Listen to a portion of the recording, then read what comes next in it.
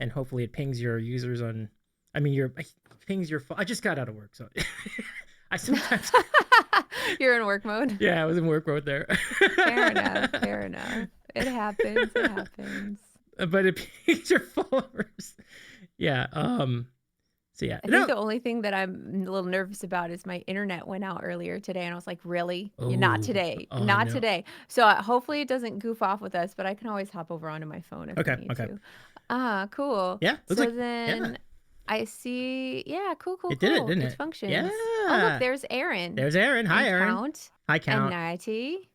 It's pals. Hello, pals and friends. Hi, King. What's good, Whoa. King? That is so many X. I love how I always get so like taken aback by that many capital letters. But if anyone has ever seen me in any chat ever, that is exclusively how I communicate. So I am that. That's awesome. Joe, hello. V, welcome. He's in chat. What's up, Joe? Great to see everybody here. Look, wait, so is what I see in Discord your OBS? Yeah, I'm putting out the entire program, but I can switch it to.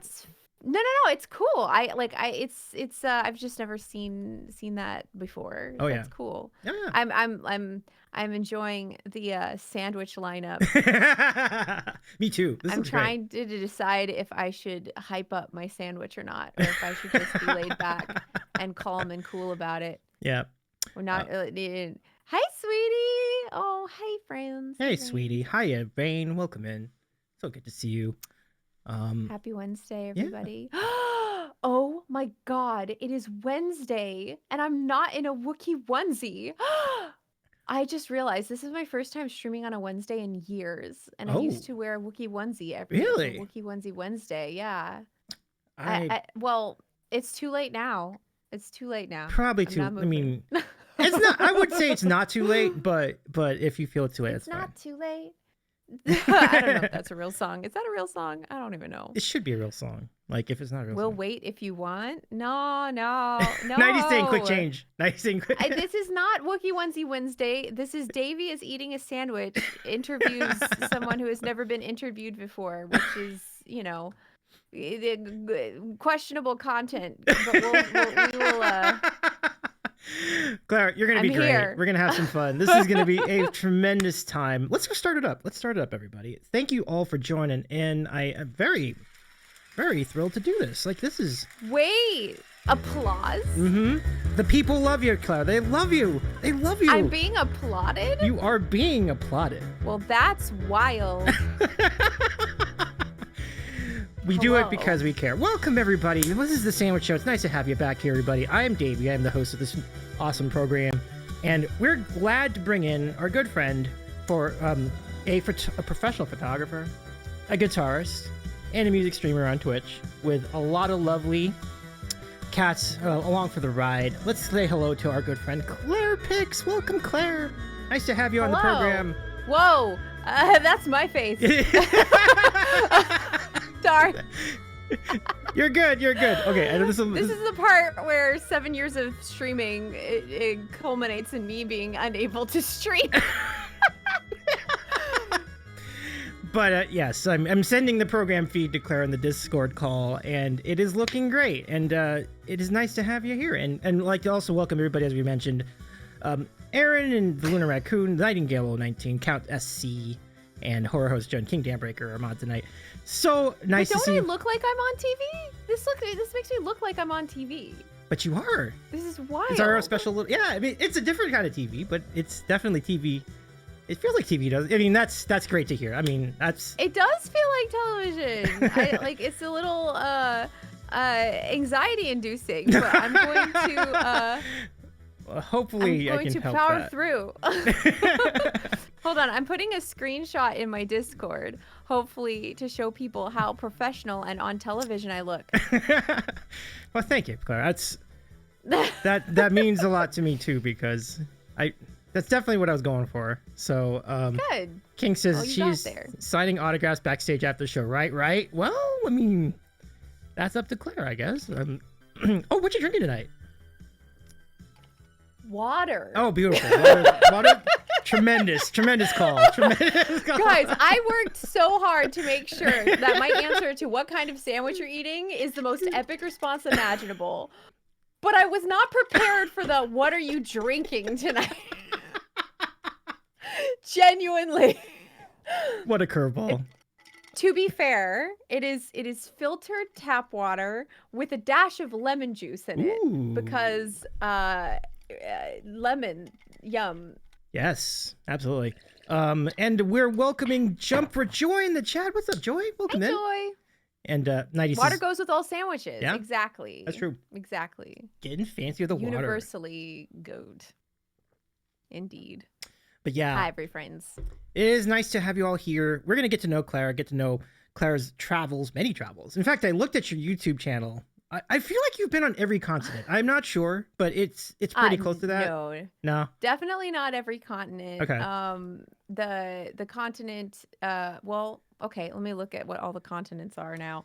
What are the continents? See how well traveled I am. Asia. I have not been to Africa or Antarctica. Okay. Or Australia, technically. Oh, although is New Zealand considered Australia? Is that because they're not connected? No, but let the chat answer that one. I'm not sure either. I would think so though. New Zealand is a continent? I don't see New Zealand on this list, so I don't think New Zealand is its own continent. A tiny continent. Oh my goodness. So yeah, definitely have not been to Africa yet, and Antarctica are the two that I have not been to. So I still have a ways to go. I have some work to do. Okay.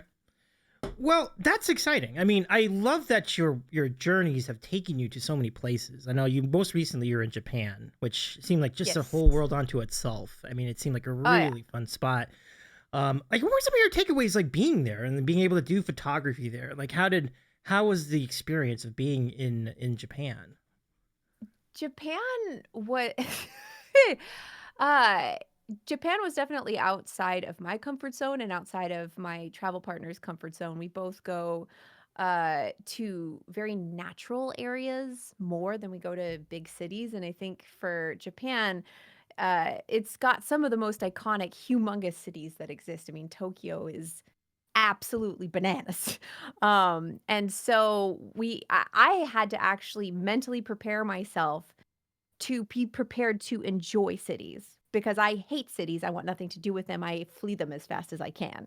And I knew that if I had that attitude about Japan, I was going to miss out on some of the coolest stuff that Japan has to offer. And so I had to really hype myself up for being around that kind of crowd and that many people. If you've ever been to Times Square, imagine Times Square times like 50 or 100. And that's what it's like to be in some of the central areas in Tokyo. And so it was definitely overwhelming for us, but also it stretched my brain a little bit. We worked on the neuroplasticity a little bit because it is not something I would normally enjoy. The other big thing is that as much as I am a traveler, I'm not a foodie. And so in Japan, I specifically went in with this attitude of eat and try everything. If it looks nasty, eat it anyways. Like push yourself out of your comfort zone and try new things. And so the food experience there was particularly exciting for me because I was very open to trying new things in a way that I'm not usually open to trying new things, which is ironic because my own cooking isn't good. So it's not like I'm operating with normally eating amazing, delicious food anyways. But I did study Japanese for a couple months before I went as well. And so it was very intimidating, but exciting to be able to hear words and pick up on things. I was like, oh, I know what that means. I know what that means. Or I can read that. And like just being able to have that kind of experience was my first time doing that with a language that I set out to learn myself and not just a language that was infused into my brain as a child. It was a new and exciting way to interact with a foreign country that I think I would like to continue with. And I haven't stopped studying Japanese since I got back. I'm still working on it because I like what it does to my brain. Yeah, it's a good challenge. Was all the branching out worth it? Is it worth it? Define worth it. I would say sure. Like were not negative consequences for that. Like except for I ate some food that was disgusting, but like that yeah, it was worth it. Yeah, for sure. Absolutely. Why not? Claire, a follow-up question. Like, was there anything about your experience in Japan that surprised you? Like, you were not expecting that when you were there? I think literally everything because I Mm-hmm. knew I wanted to go to Japan, but I did basically no research at all about Japan, so I knew next to nothing about Japan. So everything was like, oh, oh, oh, oh. My favorite one was we went on a day trip and Justin was like, "Oh yeah, by the way, we're riding on a pirate ship today." And I'm like, "What do you mean?" A pirate ship. And he's like, "We're gonna ride on a pirate ship." And I'm like, "Yeah, yeah, okay." And then we turn the corner and there's a freaking full size pirate ship in front of me. And I'm like, okay, that's a thing you do in Japan, apparently, is pirate ships. Um, so it was all kind of a surprise, which is part of my favorite uh thing about traveling with somebody who likes to plan things is I never have to plan anything. I can just arrive and be surprised by everything. Which is not normal, I I think. see. I see. I It's see. not normally how people travel. Usually you have to be a part of the planning, but Well, I I do mean, it not. added to the So, excitement, I imagine. So that sounds like a fun time. And I saw oh you yeah, for got some sure. good videos out of it too. I mean, did you or did how's the response been? How are those the response for the Japan videos? Hopefully, those were pretty good. Not out yet though. Like Oh, the response to my like stories and stuff, it mm-hmm. was lovely, but I haven't actually released the final videos yet, so Okay. I'm not sure how people are going to respond, but I'm hoping that people like them and are excited about them. Nighty likes them so far. Nighty's the only one who has seen them. So Okay. Okay. Nighty has seen well, have you seen episode 2 yet, Nighty? We never talked about it.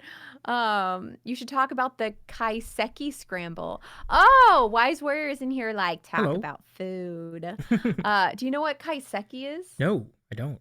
Kaiseki is a traditional form of Japanese meal that typically has between like 5 and 20 courses. And I'm not joking. Like Wow. it is a very involved process, and depending on how much you're willing to spend, will dictate how many courses you get and the quality of the food and like how wild it is. I'm pretty sure the kaiseki meal that we ended up settling on was like 9 courses. I don't 8 or 9 courses.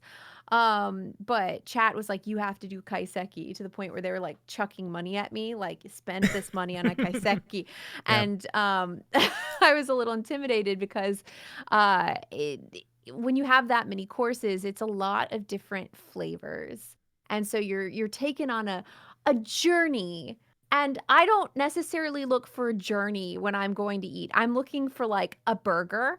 Um, so it was intimidating to try and figure out like how much money was I really willing to spend on it, because I paid for Justin's kaiseki too, because he Hmm. was, like willing to just sort of try whatever it is that I wanted to do. So I wanted to pay for his as well. And so you could easily pay $300 a person for a meal Wow. like this. And Really? that's Ooh. like rent money.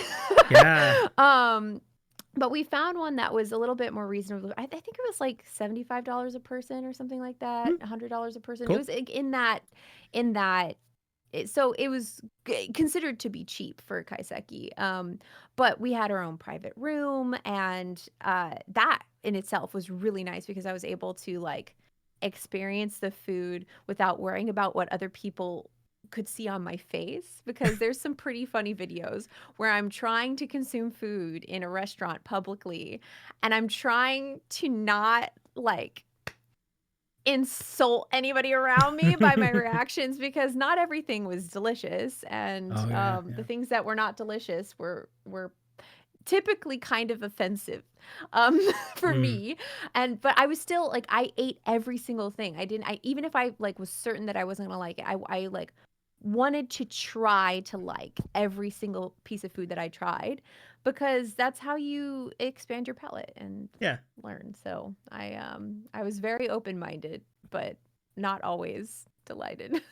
So I love your adventure here. This is great. I mean, and as you said, stepping outside your comfort zone, it just kind of yields some really excitement opportunities, the highs and the lows, I suppose, because I know you mentioned. Oh, for sure. Yeah. For Pretty sure. Cool. And I'm here for all of it at this point. Like, it's, I don't need it all to be great and perfect. I just want to learn. Oh, yeah. See, Horror Host Joe says, watch out, Davey, for it. I would like to. If they have a version of it in the States, I would definitely try it. It'd be really fun to see all the different flavors. But kaiseki? Do you think they have good kaiseki here, Wise Warrior? Because that's like, you would have to get an actual Japanese chef to come here and like create, because they take that stuff very seriously. Oh, yeah. And there's got to be kaiseki somewhere here, but New York or Cali? Yeah. Okay. Okay. Well, I mean, I'm in Cali, so I thought that would work for me. So that's pretty cool. If you want to spend a lot of money on one meal. Well, we do that every day over here, so I just... Oh, okay, never mind. Just kidding. I forget. No, but I'm over here with my like $200 a month grocery budget. Usually, I can get by on like $150 a month worth of food. So yeah, no, but I'm sure it would be above and beyond that too, though. So I'm thinking, like, for example, like Fogo de Chao would be like, I don't know, $75 per person. So yeah, it's about probably more. And they have pretty decent churrasco out there. So like, if you had to pick, I would go with somebody that's a little bit more Brazilian and less Americanized. But they have good cheese bread there. Yes, I'm a nerd about that stuff. Nice, though, because I've had proper churrasco in Brazil. So when you compare it to that, you can get a little bit picky. Oh, definitely. It's good though. I appreciate the enthusiasm from the chat here. So they have it for sure in California, says 90. King says, anyone who has seen Iron Chef knows they take it super serious. True. Yeah. And then Joy says, I mean, Vegas buffet. That's a good call. Good call. Yeah. Let me see. 90 says, if Davey goes, there'll have to be a mukbang kaiseki mobile stream. Yeah. I'm in on this idea. It's a great idea. Let's see. Oh, Thunderhead. Welcome in, Thunderhead. Hey, Smarticus. And hello, Smarticus. Let's see. I admire Claire's willingness to go all in on the experience. That showed respect for their process, something many tourists often forget when taking part of local cultural ideals. Yeah. I tried. I tried harder in Japan than I've ever tried because of how different the experience was. Because usually we're like out in nature, hiking. We're not really interacting with people very much, which is not the essence of travel that a lot of people love, where they want to connect with people and connect with the culture and all that stuff. I'm like, I want to see pretty mountains. So Japan was my like opportunity to bust out of that comfort zone a bit and really try and connect with the culture and the people and the food and all the other things that people usually travel for, rather than like, this is pretty. Which tends to be what I do, unfortunately. But it's a good reason to go, though. Like, you get to see something you've never seen before, right? Like, I mean, the landscapes are amazing over there, too, so. They do have some absolutely beautiful landscapes, and we spent some really lovely time in nature there. It was beautiful. Oh, yeah. Joy says, you made me more appreciative of natural wonders, Claire. Usually, I'm just like, where's the hang? Who's here? I admire that, because I'm like, where's the hang so I can avoid it? Where are the people so I can go the opposite direction? That's great. Oh my goodness. Let's see. Oh man. But yeah, more focused, cultural focused trips. I mean, probably. This next one will probably be an interesting mishmash of both, because we're going to Nepal, and I would love to be able to explore connecting with the people there, because it's just so different there. And I think even when you're in nature, you still have people that are out and about and helping you. Like, you don't really hike in Nepal without porters and guides and people that you're supporting from the community to help make sure you don't die. This is good. Not dying is good. Yeah. I feel like that is a natural opportunity to continue that part of things while still enjoying nature.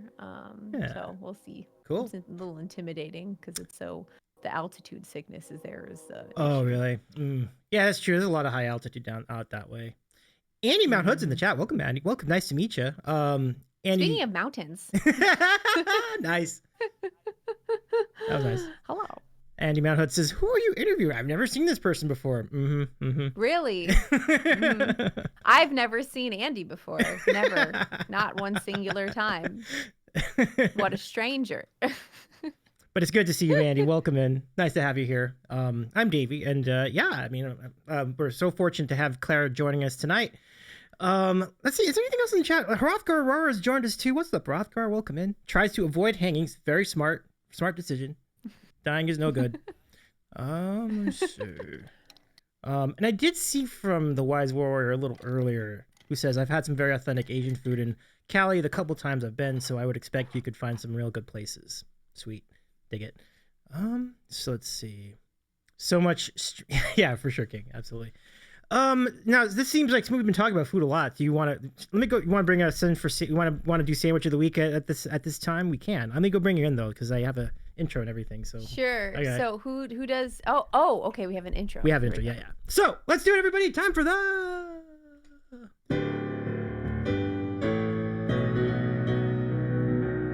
It's time for sandwich of the week, folks.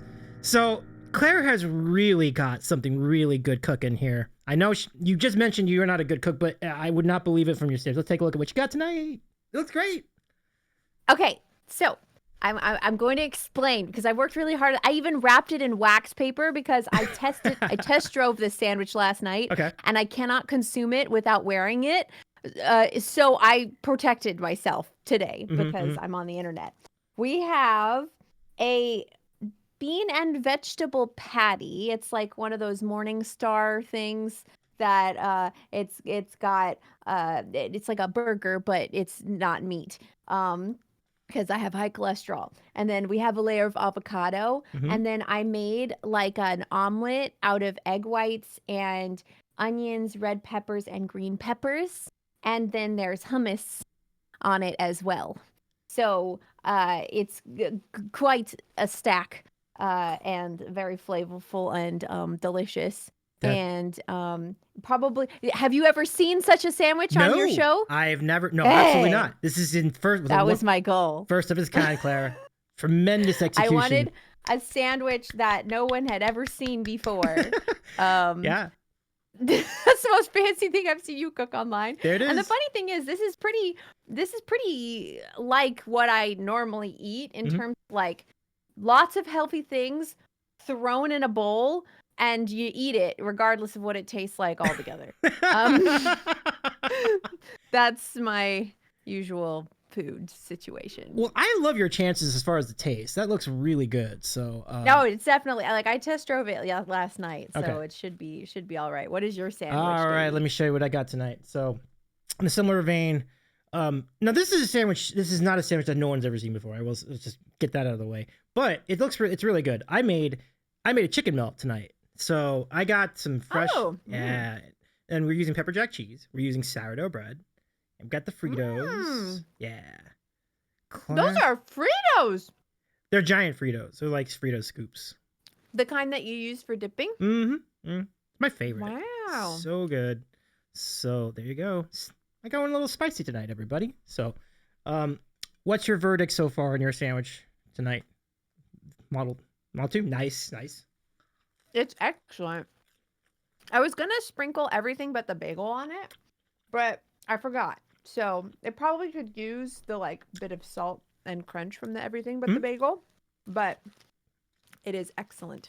Lovely. I love it. I'm glad for it. Hey, Mon, welcome in. Good to see you. Mon says, I make those all the time. I'm not sure if that means, have you seen my sandwich or Claire's? If you've seen Claire's, that'd be extraordinary. But I assume you meant mine, but welcome, Mon. Welcome. I'm glad you like it. Amand is an artist on Twitch as well, so give her pal a follow. Hello. And Andy says, Fritos go great with a lot of foods.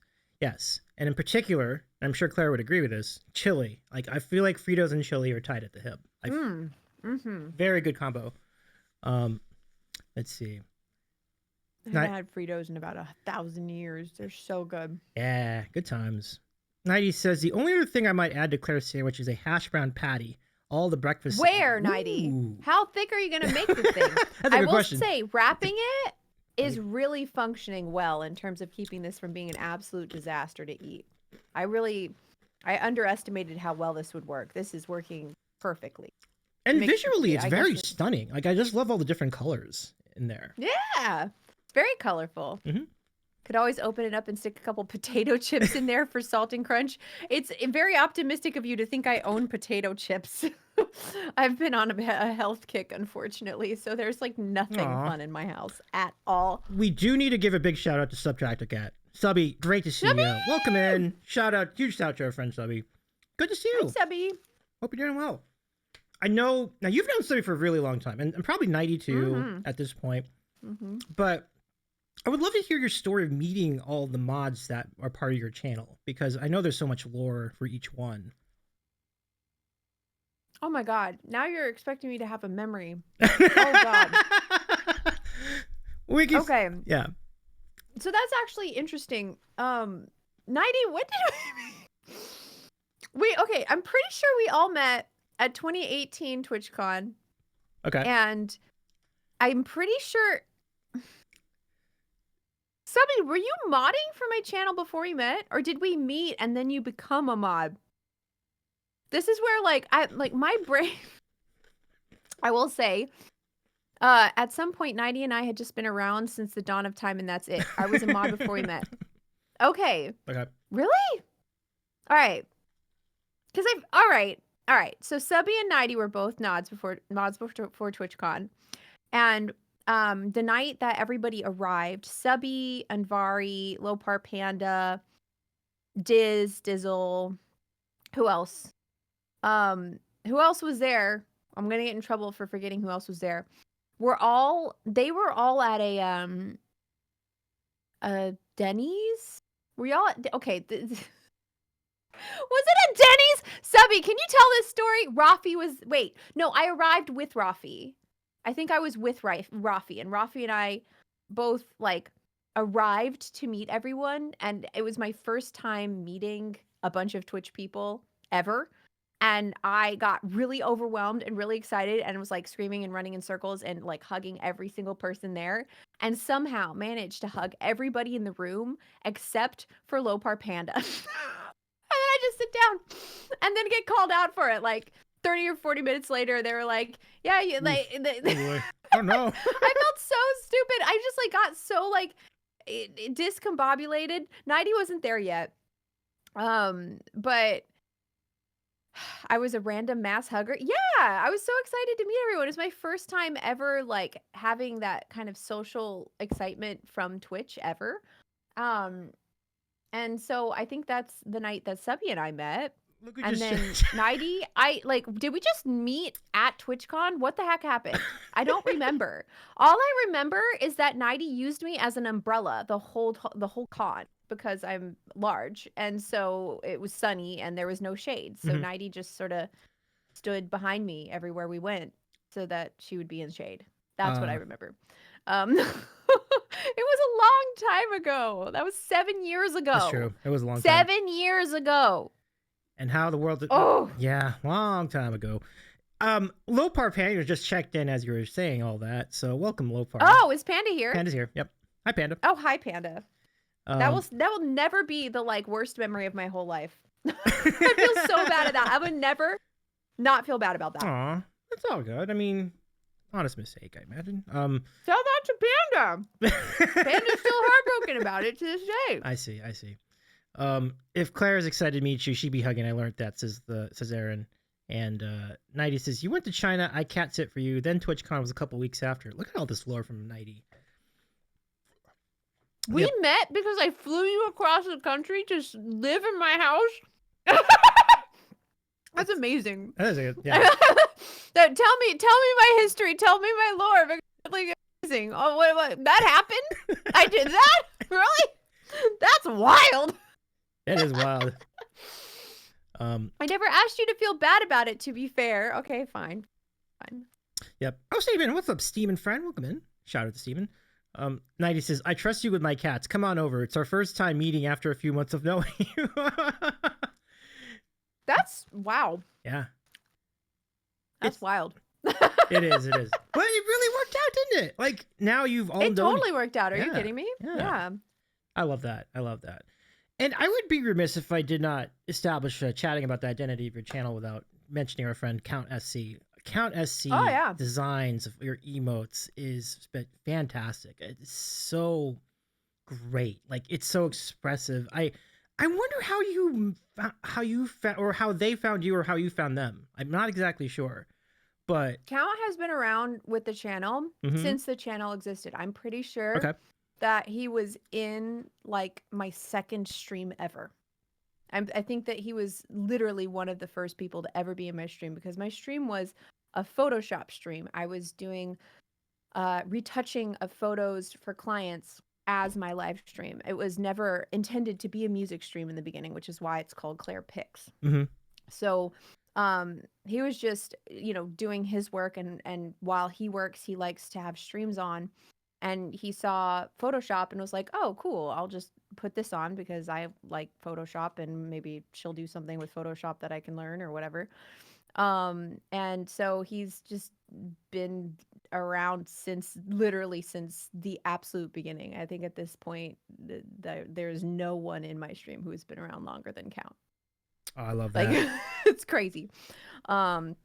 But he's an incredibly talented artist. He does animations and he does emote art and like normal art. The emotes are not his specialty. He actually hates drawing emotes. Oh, interesting. Interesting. He, I didn't know that. that's like, oh yeah, he's like 0 out of 10, no emote. And so he'll give me the emotes and be like, just fix it. And so sometimes I'll go in and I'll like move things around and fuss with things just to make it Okay. a little bit more appropriate for small size, because he thrives when he has room for texture and room for layers and detail, which is not really what an emotes are not True. meant to have a ton of detail, and so it can be kind of tough for him. So I'm really grateful he's even willing to try working on this stuff for me, because it really creates a very unique style that I think Oh, is definitely. beautiful and wonderful. It's so it's expressive and angular, and it just so it's I just can't associate with anybody else other than your channel at this, you know, when I see them. So it's obvious whenever I see a Claire emote in the chat that it's your channel. So it's really cool. 28 by 28 pixels. Aw. He's offended by how little space he's given to work with. And 18 by 18 but he does badges. his best. Yeah. Yeah. I mean, and I guess the sound alerts would probably be like the happy medium then, because you can make those bigger, like when they show up on the screen. Yeah. Oh yeah. I feel like that's the way his work is meant to be seen. Yeah. Yeah. It's big. Oh yeah. But yeah, Count, we appreciate you. Count Preach in the chat. Absolutely. I saw that already. But very nice. Now, Cloud, you mentioned you started off being a Photoshop editor. That's so interesting. When was the transition to being a music streamer? If I'm being honest, I don't actually remember too well. I think I started streaming in October of 2016. I think. No, 17? Okay, so if I started in October 17, then February, March-ish of 2018 is when I started doing music. And it happened because people kept asking me to sing. Like there was rewards where they could interrupt me to sing, and people were interrupting my work so much that I couldn't get work done anymore. And I was like, okay, this can't be a work live stream because I'm not getting any work done anymore. I'm too distracted. I'm singing all the time. And so that was when I was like, well, maybe I could do music instead. I know that I think like my regulars have definitely heard this story before, but I was overworking myself at the time, which is a theme for me. It's an issue that I am still working on to this day. But I was overworking to the point of having like panic attacks, and I discovered around that time that if I like got out any kind of instrument and just sat down and tried to learn how to use it and sing, I could stop panic attacks. So I just prescribed myself music 3 nights a week to be like, okay, we're just going to do this, and that's going to make me healthier. And it worked. So I just kept doing it. And then as I kept getting better at it, more people started following it and supporting it. And the more people supported it, the more time I could afford to take away from my actual job. And then it just sort of transitioned into this sort of like balance that I have now. I love that. Yeah. Still insane to me that I get to do this as a part of my living. But it's awesome. Well, I imagine for a lot of people in your community, the feeling is mutual, including myself. Like, it's great. And I see Aaron's comment. I remember the first time I saw Claire stream, I forgot to follow, and then I couldn't remember the channel name, and I was so sad because I thought I'd never see her again. But then I got pulled back in a raid, and I was so happy. I love that. Oh my goodness. Aw, Aaron. I didn't know that, Aaron. That's fun. Yeah. I'm glad you made your way back. It's lovely stuff all the way around. I did not know you didn't really even start playing guitar and ukulele until you were streaming already. Like, that's interesting. I learned how live. So the OGs remember when I could not even play a C chord and was playing one chord at a time and yelling in between each chord. Like, it was, I declared it unwatchable, but people watched that. I still, the yelling was great content apparently, according to Nighty. Good to know. Well, maybe I need to reconsider my content now. Like, but there's still plenty of yelling. Now it takes at least half a dozen chords between yells. I know, right? That's how, like, it was quite a feat when I could go like one song from start to finish without completely screwing something up. Was like a shocking moment to me. Yeah. I did not ever expect to get there. So, and I'm still messing up all the time, but I'm learning. I mean, it sounds great. Enjoy when you actually try to build. No. Oh my gosh. No. Wow.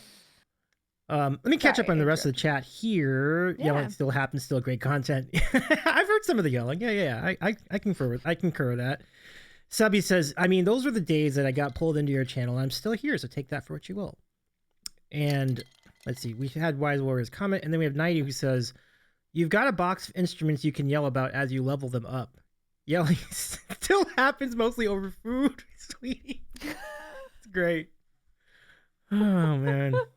So fair enough. Yeah, we have a lot of arguments. Oh no, Davey, are you pro pumpkin pie?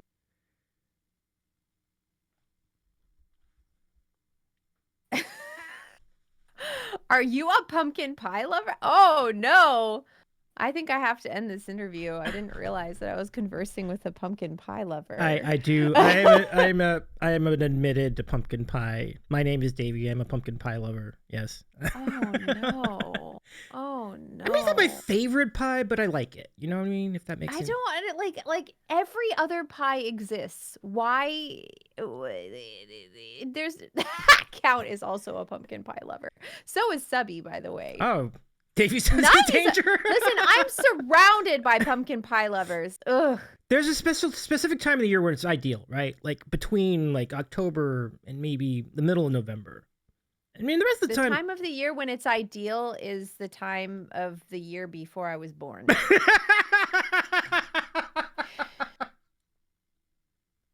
You've gotten lax in your screening process. I have. I should have asked this. The important questions. You want to interview me, but do you like pumpkin pie?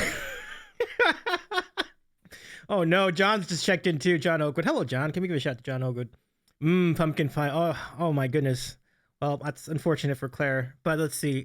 Is there anybody that's got your back on this? Let's go see. I'm living that sweet, Claire, by the way. Oh, that sweater? Are you talking about sweater? Oh, sweater. Excuse me. I was like... I'm good at reading I'm good at reading mistakes because I'm good at writing them. That was well done. Let's see. I'm a mess. What can I say? Yeah. Joyce says Claire still won't talk to me about raisins. Raisins. I forgot what our issues are. That might be fair What's though, because it's not for everybody. Raisins, you know, unless you're. Raisins are all right. It depends on how much you add. The thing that I'm mad about is that did you know that craisins have as much sugar as basically Skittles? Wow, really? I mean, yeah, I'm not that surprised. I might be exaggerating a little bit, but it's like it is as much sugar as if you are just eating full on the sugariest candy you can find. So it made me really mad because they trick you into eating craisins because they're so healthy. No, I'd rather have Skittles. If you're gonna put that much sugar in my body, give me Skittles. There, absolutely.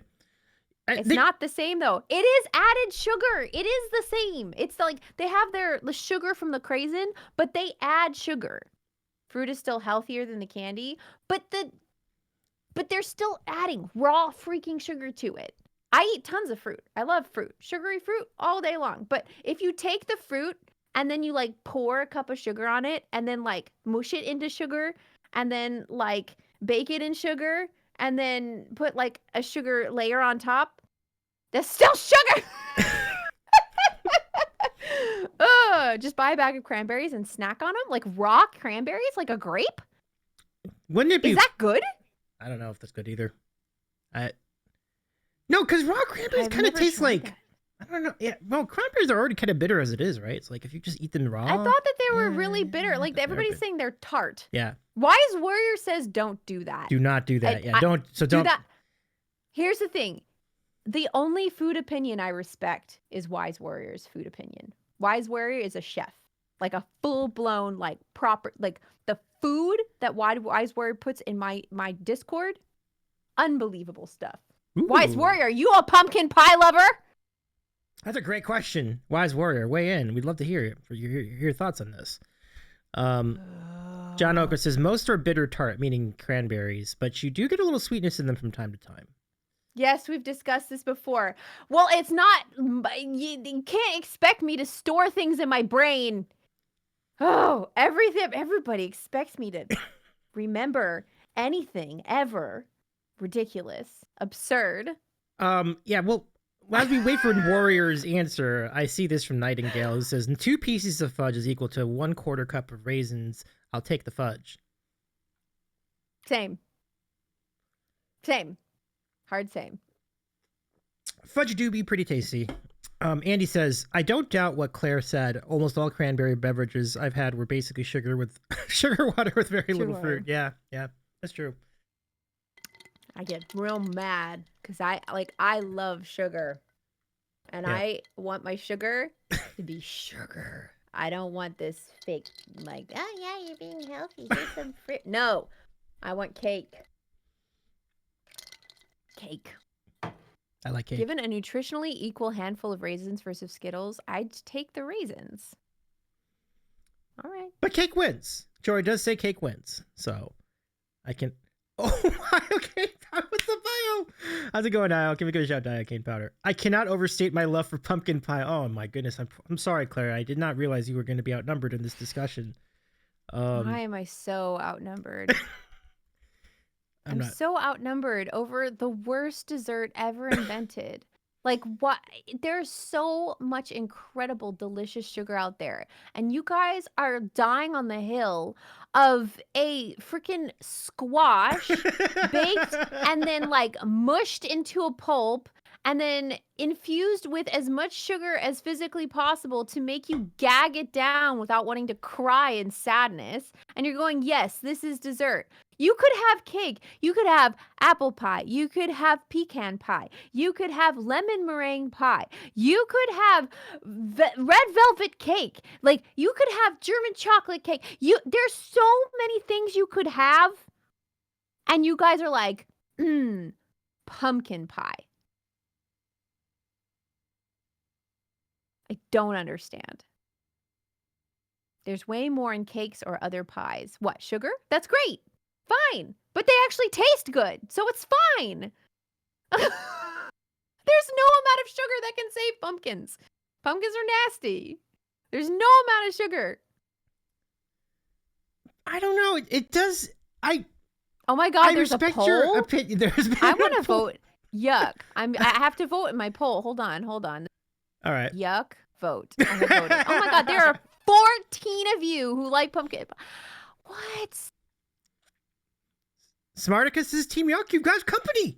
You have solidarity from Smarticus. I have solidarity with an absolutely horrifyingly small number of you. Let me catch up on. Hey, Chipper Doodle in PA. What's up, Chip? Good to see you again. I baked the best pumpkin pie. Let's go. The 14 of us will gladly take a slice from you. You can have all the slices. That's fine. Let's see. 90 says pumpkin pie. Thank you, Joy. No. It's not delicious. Zucchini and pumpkin are somewhat interchangeable for dessert and bread. You tried zucchini pies or zucchini bread? I have not. Yep. Here's the thing. Zucchini bread sounds great to me. Not a dessert. It's bread. Fine. You're not trying to make dessert out of a zucchini. Good. Like, we don't need to be doing that. There are so many better things that we can make dessert out of. Why are we making, like bread? Fine. A lovely savory sandwich bread? Fine. I'll try that. It's a sweet bread? It could be a dessert too, though. Like Subby said, I had a friend's chocolate zucchini bread a couple months ago. That does sound pretty good. Why are we doing this? Most bread is... I don't understand it. Yep. Jonna says, if you find yourself in possession of a pumpkin pie, I'll trade you a pecan pie, brownies, fudge, or any kind of cake for it. Now, see, that sounds like a good deal. Actually, that sounds like a great deal to me. Take the pumpkin pie. Nasty freaking pie. Hello, Crickster82. Welcome in. Zucchini brownies are delicious, says Crickster. Nice to see you again, Crickster. Also, black bean brownies. Never tried that. What? Would that be like a savory brownie? I'm most interested. But you know what? They make tons of desserts out of beans in Japan. Interesting. I had a lot of bean paste desserts in Japan, and they were entirely edible. So, I don't know. I'm not going to knock it until I try it. Correction says you can't tell. If I'm in Japan, I won't knock it until I try it. Okay. In America, all bets are... Oh, yeah. I want good food. Yeah. Cat says... Zucchini actually needs to explain how little it adds to anything it's in. It just gets by. It hides behind something else. That's why I love zucchini, though. I can add zucchini to any, like, stir fry, and you just forget it's there. And you're eating your veggies, and it's like, it doesn't even exist. Yep. It's amazing. Yeah, Crickster says, it's an amazing way to hide veggies from picky friends and kids. I mean, get some nutrients in, right? So that's definitely a positive. 90 says, I like that Japan changed Claire's mind on mushrooms. Tell me more. That sounds great. Mushrooms are the worst food in the world. Only beneath pumpkins and olives. And in Japan, they have different kinds of mushrooms. They're the different breed of mushrooms. They have different texture. They have different flavor. They're like, it's just a completely different plant. And it's good. So, yeah, you know, there were some mushrooms I had in Japan that made me want to vomit, but there were a bunch of totally edible mushrooms that I tried and that I would not have normally tried because I declared all mushrooms disgusting. But there are some pretty good mushrooms in Japan for sure. The cat says, mushrooms are nasty. Sorry. Claire is right on this one. Mushrooms are decay growers. Mario lied to us. 2 days after Mario Day, we're saying this. Oh my goodness. No, that's fair. I mean, it is fungus, right? Like we're eating fungus. Oh my gosh, hello, little friend. Who do? You my good boy. Hi. I don't. Aw. Let me see if I can guess who that is. I will go by your Twitch description and see if I can identify this correctly. Yeah, definitely don't look at your chat because. Fair. Let me see what we got over here. Okay. 1 second. I'm going to go pop this over here. And let's go. I'm going to click. Okay. Don't call anyone a fake fan, Aaron. You're the one who know the good night song. Let me see. I am going Aaron goes to bed too early. Guess that is Chubbs. Do I have that right? It is. Oh, hello, it is Chubbs. Chubbs. Hello, Chubbs. Welcome. I'm asleep by that point. I don't hear them. Oh my, that's funny. Called out. Aaron called out. Oh my gosh, that's funny. Joyce says, I don't know the good night song, and I sang along to it while sitting next to you. Wait, that is a thing that happened. When you say good night song, do you mean Que Sera Sera or Concerning Hobbits or both? Is that the good night? Well, it's actually a 3-part thing now. I do Soft Place to Land by Sarah Bareilles, then Concerning Hobbits, then Que Sera Sera. So it's a three. So we're talking about Soft Place to Land, which is a bit of the more obscure one, I think. Nice. Yeah. Oh my gosh. It's more of a good night suite. Yeah, good night suite is a good way to put it, Panda. I love that. Yeah. 90 says, I'm Olive, I rule this place. I'm Chubbs, can I nap now? I'm Boo, and I am the darkness. Sarah. And I know that Sarah is like a special bonus if we catch Sarah on stream. So that's pretty Oh neat. Yeah, she's kind of difficult. But Chubbs, she kind of feral, so she doesn't like to be around too much. But gotcha. When you do see her, it's a special thing. Yeah. So, yeah. Soft Place to Land from the musical Waitress, which I heard was really good. Like, I've not seen it, but it sounds amazing. I don't know if you've seen it, but it sounds like it's a really good show. I've seen it like 6 times. Wow. I saw it on Broadway twice. Okay. I saw it on the West End, and I saw it in the movie theater, and saw it on streaming. Yeah, I've seen it a couple of times. It's a good show. I definitely recommend it. It's a digital. They have it up for like rent and for buying now online of professional production of the stage show. So like a filming of what happens on stage, and it's really good. Cool. How many times have you watched Wicked? Oh, ironically, fewer times than Waitress. That's funny. I think I've seen it on stage once, so that's funny. But they never did like a video of it. Yeah. And I don't know. I just felt like I got my fill with Wicked. I saw it once, didn't need to see it again. But well, I mean, I get the luster of it, right? Like it's a very iconic show. It's a really high concept show, and Waitresses too. Actually, it's a pretty great idea for a show. It's not as expensive. Like it's not as like flashy. Yeah. But it's got a lot of heart, for sure. Yeah, I love that. Got a nice story to it. You know, it's interesting that Joy brings this up because I instantly thought of Hamilton when you mentioned stage filming, because they did that for Disney Plus, and the Hamilton one was really good. I loved it. It's that vibe. It's like that. Yeah. Awesome. Yeah. I would recommend it if you have not seen Waitress. I should get on that. And it stars Sarah Bareilles. So Sarah Bareilles is playing Jenna in that production. So it was nice to be able to see her, because part of the reason that I saw it so many times was because I wanted to see, like I had a friend of mine from high school who starred in it on Broadway. So I saw it a second time on Broadway because I wanted to see her in it specifically. And then when I was in London, I just wanted to see a show, and that was playing, and Subby hadn't seen it, I think. So, okay. Subby and I went to see it in London. Neat. During like a twitchy kind of trip there too. Yeah, I think I remember hearing a little bit about that trip. It was a long time ago. Yeah, it was a while ago. Yeah. Quite the stories. Yeah. I need all the people in my stories to be here to tell the stories for me, because I remember so little of them.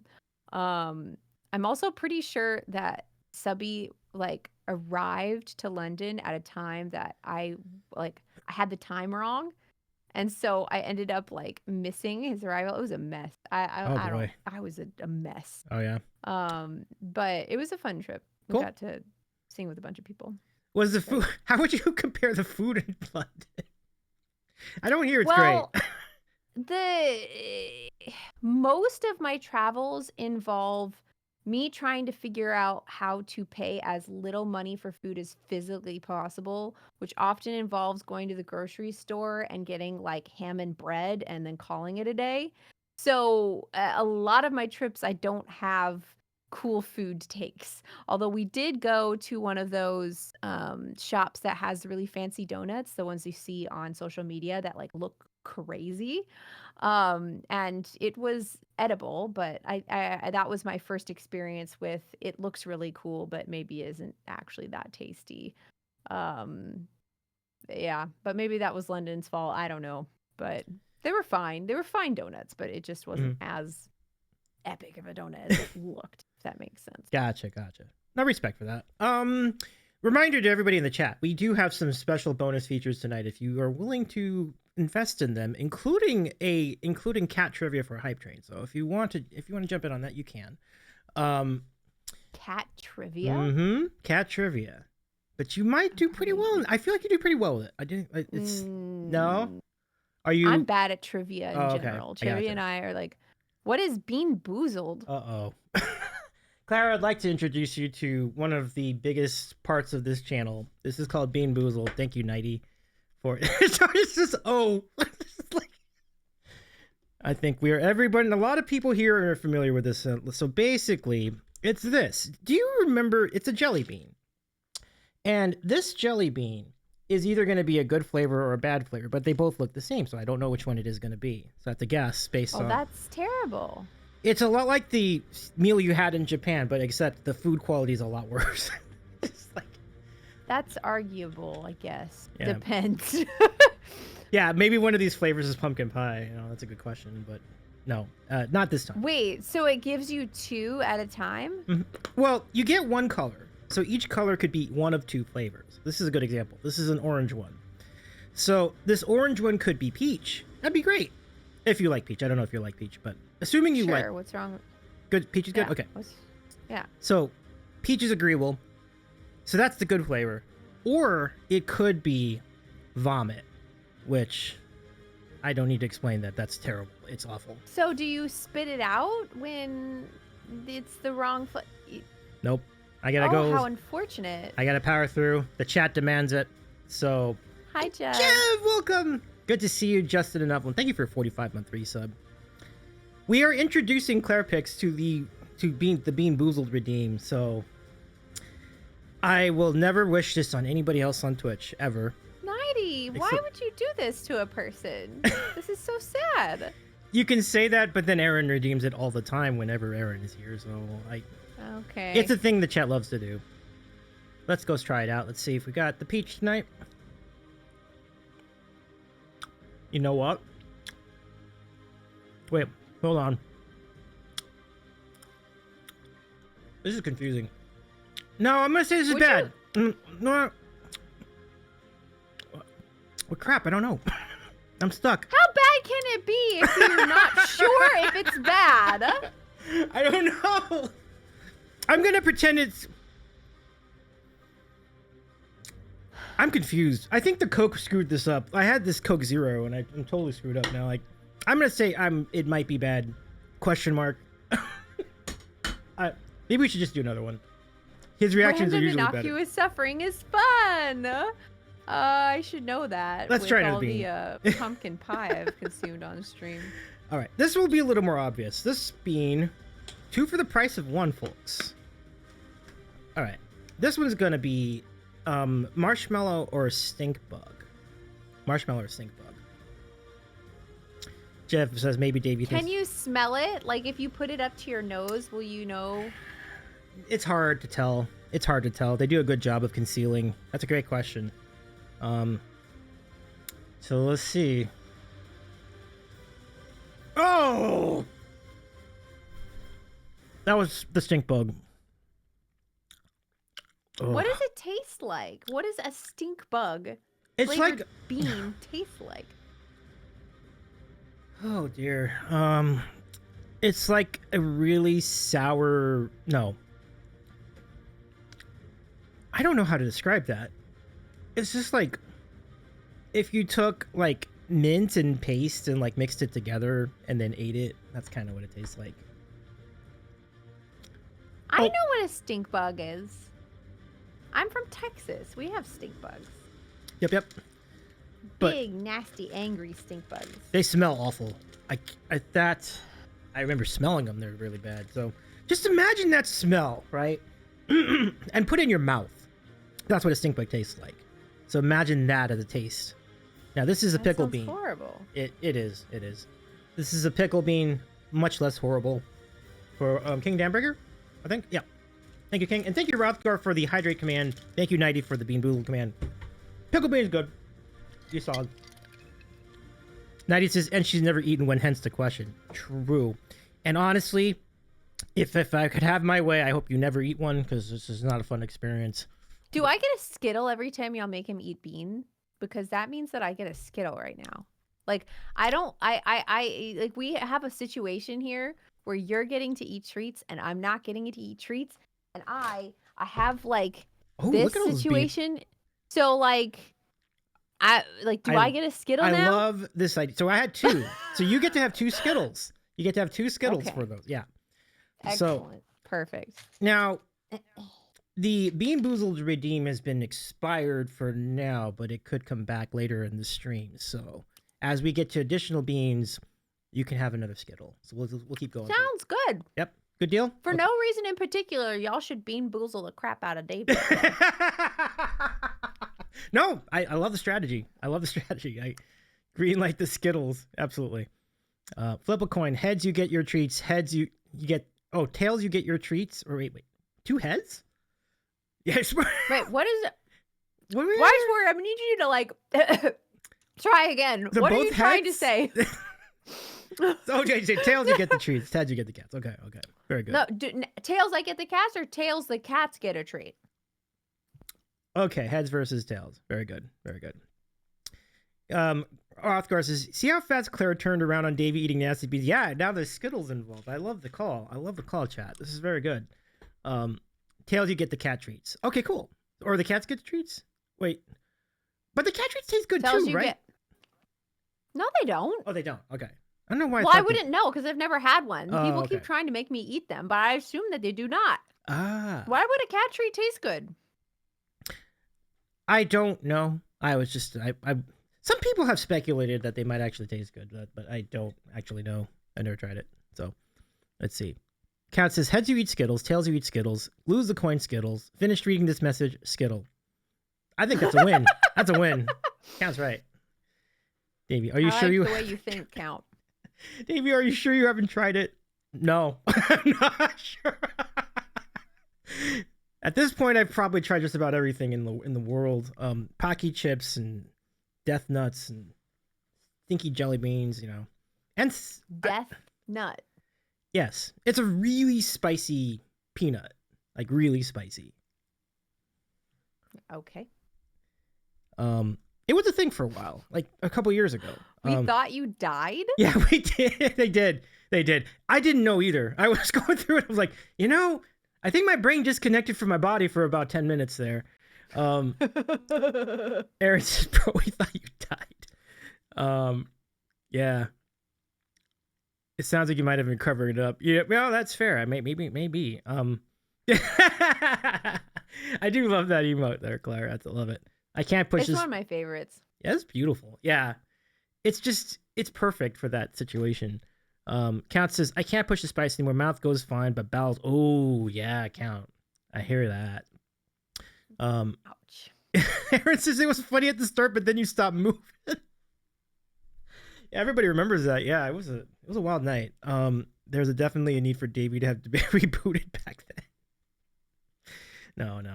Yeah, so God, don't try this at home, kids. Yeah, it was traumatizing for sure, and that's probably why I'm never gonna do that again. Because that was kind of crazy. That was crazy. But I do want to give it up for Milk because Milk kind of saved my life there that night. But oh hey Hindu, let's go on Hindu soon. Come in. Oh hey Hindu. Welcome. Hi pal. We have been chatting about a lot of things tonight, including foods and travel, and Skittles and jelly beans and cats and pretty much everything that we get into all over on Claire's channel too. Shout outs to Milk. Everyone go follow Milk. Yes, for real. Go follow Milk. For real. Milk saves lives. Cozy's. All right, Cozy. Funny coming from the Count's lactose intolerant too, so that's kind of funny. Oh, I didn't know. God, my bad. What? Oh! Another one? Oh, okay. All right, you ready for the Skittle? All right. Okay, so let's do the Skittle. We'll just leave this here. Okay. I didn't realize that this is the kind of recycle time you're talking about. My treat thing has a 1 hour recycle time, so I could get down with this. All right, let's do it. Here we go. All right, enjoy your Skittle. My bean for round 2 is going to be either... Oh, what did I just do here? Get out of there. Okay. It's going to be booger or pear. Booger or pear. God. Oh, no. It's usually longer, but not tonight. I think the chat's picked up on it. She looks so happy this time. Now she gets the treats. Totally different attitude. Okay, ready? 1, 2, cheers. 3. Oh God, no. 2 in a row? The ratio's bad. I'm so sorry. No, it's okay. It's all right. You're good. No worries. Oh God. Kind of hits you at the end too, like, oh, how's the Skittle? Do you know what flavor it is? This one was a red Skittle. Oh, those are good. What flavor is a red? Nice. Red Skittle flavor. Henry says, what was that streak a while ago? Strawberry. I think it was. It was like that was a rough schedule. This new edition also has burnt tire, which is horrible. Oh, it's so bad. And wet dog, which is also horrible. Burnt tire. Terrible. Never.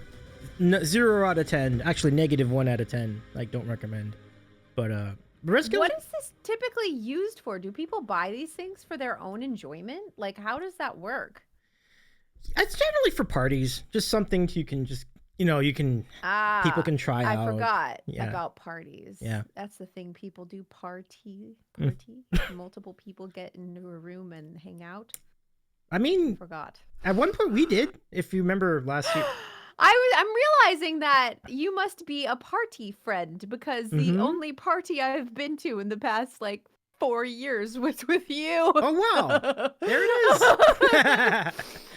Interesting. That's good luck. Yeah, I love it. Yeah, that was really fun. I mean, wild times, right? Like when we were doing the karaoke together, all together. That was wild times. Wild times.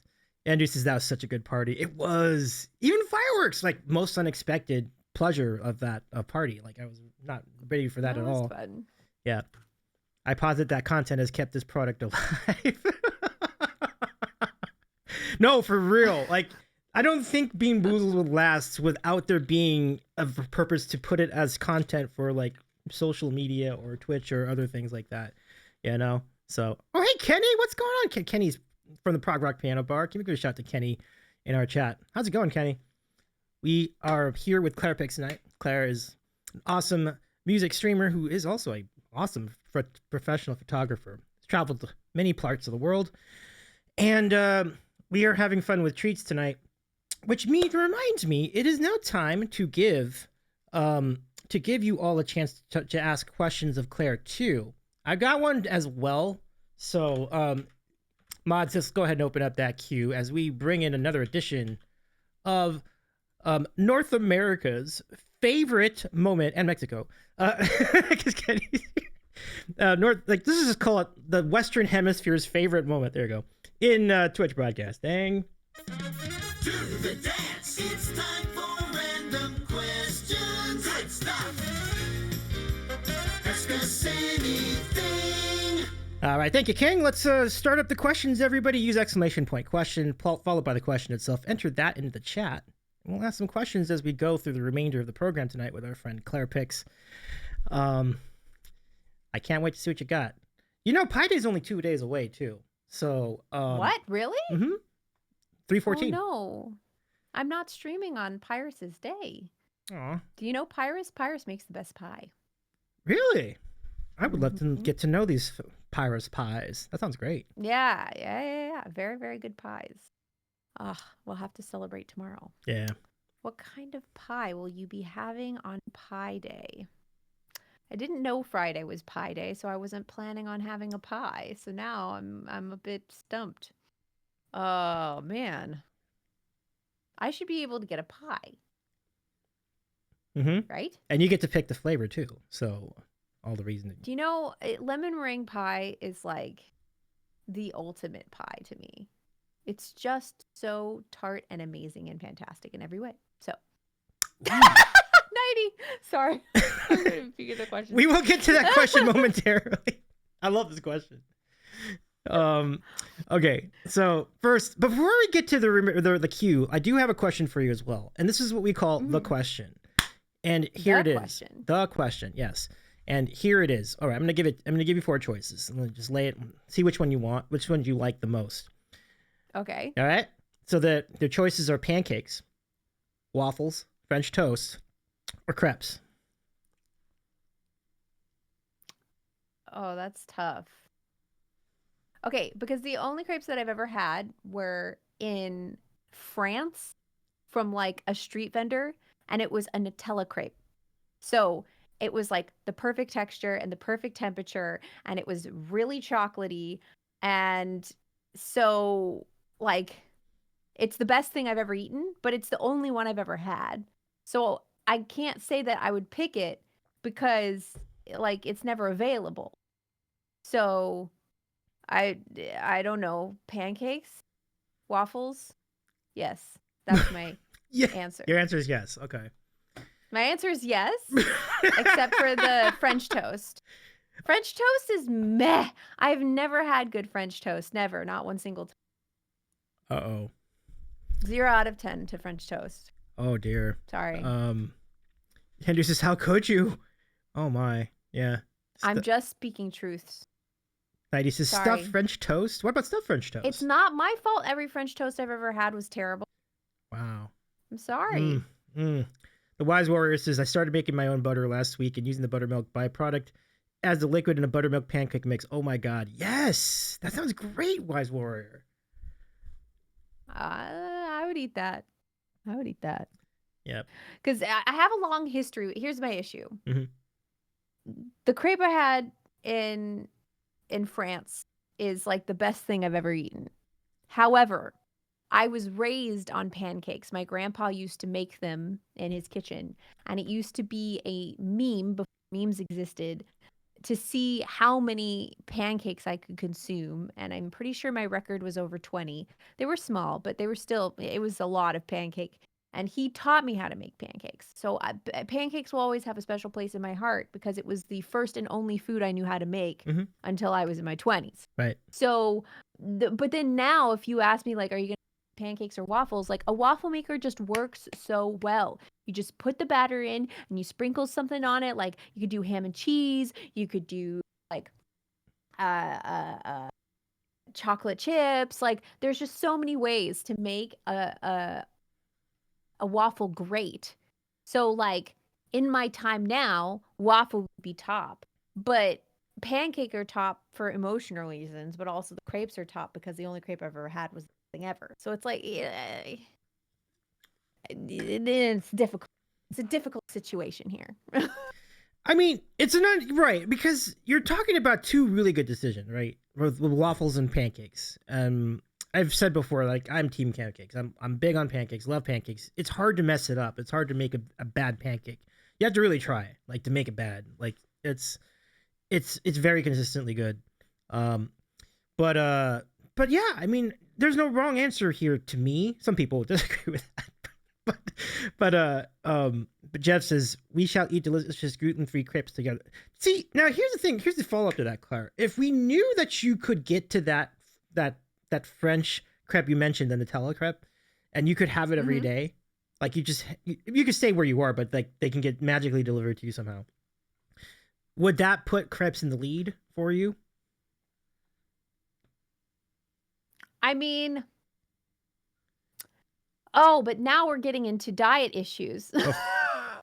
Because one of my favorite things to make these days is they have these frozen waffles that only have 1 gram of added sugar in them. So because I'm a big added sugar, like I'm watching how much added sugar I put into my life because I want to be aware of how much sugar I'm consuming and make sure that sugar is coming from the most delicious source imaginable, right?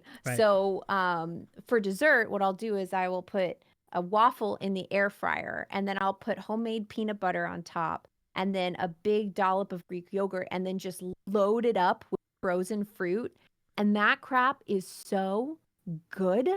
It's as good as cake for me lately. It's so delicious. And I've been eating that almost every day. I'm out of so I would need to get more waffles for me to continue my waffle streak. Like because of that, I think waffles would still be top because of like the amount of sugar that is in those Nutella cream.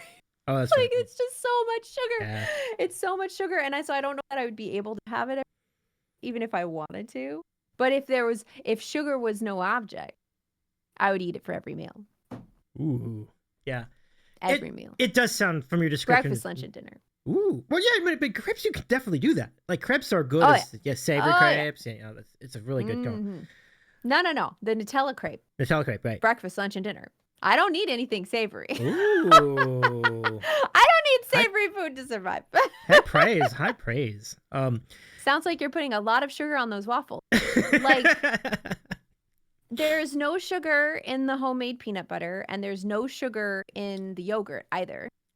So there's sugar in the fruit, but it's all natural sugars. Mm-hmm. It's not added sugars. So it's delicious, but it's not like, pure chocolate. Like, I would wonder how much sugar is in Nutella. I'm not actually sure. Yogurt has carbs, which turn into sugars. Yes, but they're not added sugar. You can count added sugar. You can't just count added sugar. Sure I can. That's what I'm worried about. I'm just worried about the added sugar. Like, but to say that, like, because I need protein, right? You need protein to survive. But then they're saying that you can't have, like, because I might have high cholesterol, right? So I need protein sources that don't, like, mess with my cholesterol so much. And so I have this yogurt that's, like, doesn't have cholesterol in it. They took the cholesterol out or whatever. And so it's one of my protein sources. Like, I don't have very many protein sources left because I'm not allowed to eat eggs. I have egg whites. And I have nuts and beans, which is an issue. Oh boy! Beans, this many beans that I've been eating, it's not. Must be. Gotcha. Yeah. My cats thankfully can't complain, so that's good. Who would have guessed that? I was on Subby's channel on Sunday. I would have guessed that this stream and Subby's stream would have had a very similar theme. It'll make sense when we get there. I'll explain it later. But oh boy. Let's see. Pancakes and waffles can survive bad services. Hindu. By the way, Roderick, thank you for your question about the pie. For Matt, fantastic mention of Pie Day, and happy advanced Pie Day to all of you. Let's see. And then thanks for weighing in on the breakfast question, Claire, and almost so many comments in chat. Make you a Nutella and cream cheese stuffed French toast is 90. Jordy says it's okay to disagree. I still think French toast is better, at least for me. That's fine. All good. Jav says French toast doesn't taste like anything. What is the deal with French toast? It's not good. Like, it just tastes like sad, weird bread. Like, what are you putting on your French toast that's making it good? I want to understand. Powdered sugar. I want to know. Powdered sugar? Mm-hmm. Usually has powdered sugar. Really good. I have not had good French toast. That is a true statement, Wiseware. I've never had good French toast. All right. It's very unfortunate. Noted. Let's see. Counts as waffles have syrup receptacles. This has been noted before. Yeah, absolutely count. And why is Warriors as soft waffles are bland? They need to be crisp on the outside. Rothgar says, I feel like not finding a way to have all 4 of them in one meal is evidence of a lack of imagination. True. I respect that point, actually. Yeah. I love the point too. All right, so we have a lot here. We got a question from Aaron. I'm actually gonna move this up because I realize that Aaron might have other obligations in play. So let's roll this up here. So this is from the Lunar Raccoon. The question is totally hypothetical, but as you know, instrument things. If a person were looking to learn ukulele, what should they look for when shopping for the first ook? Its ability to make noise. Yeah? I don't know. I like the thing with the instrument shopping that I've found is that everybody always tells me to just play things and see what you like. So you go in and, like, if you pick a chord, like the easiest chord is a C chord. It looks like this. You just put your finger on the third final thing. So then you just, like, play it and you listen and you go, do I like the way that sounds? And if you do, you buy it. But really all you're doing is, like, playing a bunch of things and seeing what your preference is. And you can ask all of the genius people in your life that know way more about this than you, what you should do, and all they're gonna freaking tell you is, what do you like? What do you like? Just get what you like. It's not very helpful. So I don't know how to be helpful because every time I've asked for help with this, people are like, just buy what you like. And it's worked. Like, genuinely, like, you just go in, play a bunch of instruments, see what feels nice and is in your budget, and then you buy it. All you need is something that has this many strings and makes noise. If you don't feel comfortable making sounds, most music shops will actually play them for you so you can hear the sound. Oh, yeah. Oh, yeah. Just ask the person who's trying to sell you stuff to play and listen to what it sounds like. That's totally fine. Cool.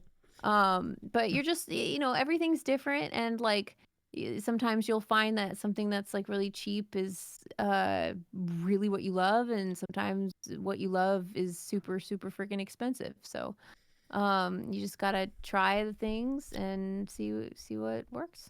Mm-hmm. Yep. Or as 90 TLDRs, it basically get it in person. Yeah, that makes sense. Yep. Yes, get it in person. Well, thank you. Thank you for your question, Aaron, the Lunar Raccoon, with that question. Let's continue with the queue now, and next we go to Count SC, who asks, what previous foster kitten would you add to your permanent crew if you had to? Had to? No, that's a weird question. Had to? Why do I have to? I need context. Like, is it that, like, no, okay. Had to? Because you swore no more cats. Yes, I swore no more cats, but you are hypothetically forced to. But what is forcing me to? Like, okay, I'm bad at this. So the planet will explode unless I pick a cat. But that's the thing. Do I pick my favorite cat? Do I pick the cat I feel like would be the best fit for not pissing off my cats? Because that's not necessarily the same thing. Who do you miss? This is tricky. This is tricky. Oof. Okay. The planet will die, Claire. Okay, but like, do I pick based on just selfish joy, or do I pick based on what I think would be good for my family? Let's say a foster family could no longer care for the cat. Death in the family, you pick up the cat that you think you could care for the best. New Zealand just flew off the planet. A whole continent is gone. This is so intense. I didn't sign up for this kind of stress. No, but genuinely, like, my tops were Jane and Mars, which ironically are both bottle fosters, ones that I had to like wake up every 2 hours to feed them or they would die kind of fosters. Mars, I think, would be a better fit for the family because another guy cat in my house would probably not go well. Because the last time I had a male cat in the house, my male cat absolutely lost his mind. He turned into a monster. It was wild. I've never seen anything like it. He's the best cat on the planet. But I'm really worried about ever having another him. And to be fair, Jane is with a friend of mine. So it's nice that Jane is like kind of close. So maybe I would go with Mars. I would keep Mars. Cool. Because also Mars is like super unique, pretty little cat. The whiny arm flaily cat in your chat is Mars. Mars would get very hangry, and she would absolutely lose her mind, like yelling and flinging herself all over the place because she wanted to eat. She would get so mad she couldn't eat because she was too busy yelling to like actually eat. Oh wow. So we made an emote for her called Hangry. I love how it captures the personality perfectly. That's great, Count. It's so good. Yeah, but she got a different foster because I can't do bottle babies, and so I had her just long enough for someone else to take her, and I got her back for a fundraising stream, and her one and only time to guitar kitten, she guitar kitten the entire stream. It was heavenly. Aww. What would happen if Boo learned that, though? Imagine. Boo learned what? That we were adding another cat? Boo would eat me in my sleep. I would just die because Boo would murder me and then eat my face and then say, that's what you get. Wow. Oh, if Boo learned the flailing, she yells. She yells for food already. If she learned the flailing, that would be a big problem. But yeah, it would be Mars, I think. Cool. Mary, you welcome in. It's nice to meet you. Hello there. I'm Davey. This is Claire. Hi, Mary. Good to see you, Mary. Catching up on chat a little bit. Just as Ev says, she only has 75 cats to choose from. It's fine. Actually, that's literally close to the actual number. It would make sense. Not that far off. Because knowing your history of adopting fosters, right? Like, it does make sense, actually. I wouldn't be surprised if that was close to that. Yeah. I did see the comment from Jeff. A little bit of solidarity for your French toast comment. I'm on team anti-French toast. Sad, weird bread, unless Justin is making it. There you go. Yes. It sounds like the next time Erin is in the same town as someone she knows has a bunch of ukes, they should go to a music store together. True Rothgar. And I think that's just let's get back to the queue. So Count, thank you so much for your question. That's a tremendous decision I can see you had there. I could feel the stress there, but I'm glad that that worked out. Let's see. Because I don't want to own any more cats. Yeah, I hear that. Yeah. I don't want any more cats. No more cats. I'm done. This is plenty. That is fair. That is fair. Okay. So let's see. We have this from Jordy12. Redeeming, what would you do for a Klondike bar? Gloria says, let a family member pick out a haircut. Again, wow. Because we do this redeem from time to time. Do you ever get asked that? You like your family members? Yeah, right. What would you do for a Klondike bar, if anything? I don't know if they're your thing, but if I don't understand the hype of a Klondike bar. I've never had one before, so I would not know what I would do for a Klondike bar. I mean, I can explain it a little bit. I mean, it's just an ice cream bar without the stick. That's really it. Like, if you ever had those ice cream bars, right? Like, like ice cream and the chocolate on the outside of the ice cream. And so imagine that, but you didn't have the stick and you just ate it by itself. So that's a Klondike bar. I would pay the price of a Klondike bar in cash for a Klondike bar. How's that? I'm so bad. It's an acceptable answer. It's an acceptable answer. We'll take it. I would pay for a Klondike bar. Okay. You would pay for it. Believe it or not, we've had that response before, so it's all good. So I didn't like. I'd rather have a cookie ice cream sandwich or one of those strawberry shortcake bars. That sounds fantastic. At today's prices? Yeah, that's fair too. Yeah. In this economy? Right, King, absolutely. So, Jordy, I do hope that family haircut works out. I would like, hopefully your family is forgiving in that area. And as for me, what would I do for a Klondike bar? I probably would eat another one of the. I'm not doing it. I'm not eating another bean. I'm saying I would for a Klondike bar. I'm not eating it because the button hasn't been pushed since 23 minutes ago. So I'm not doing it now. I'm just saying like I would. So it's not showing up as an option. Now it's because Andrew just pushed it. All right. Oh, really? Oh. Yeah, Andrew was ahead of you. I do appreciate you jumping in on that, though, Claire. All right. Let's do another one. So you ready for another Skittle? Let me know what Skittle it's right here. Yeah, right here? Okay. I got the burnt tire. You got the green Skittle. Let's see how this goes. Oh. 3 in a row. This is rough, man. That's a shame. Yep. How's the green Skittle?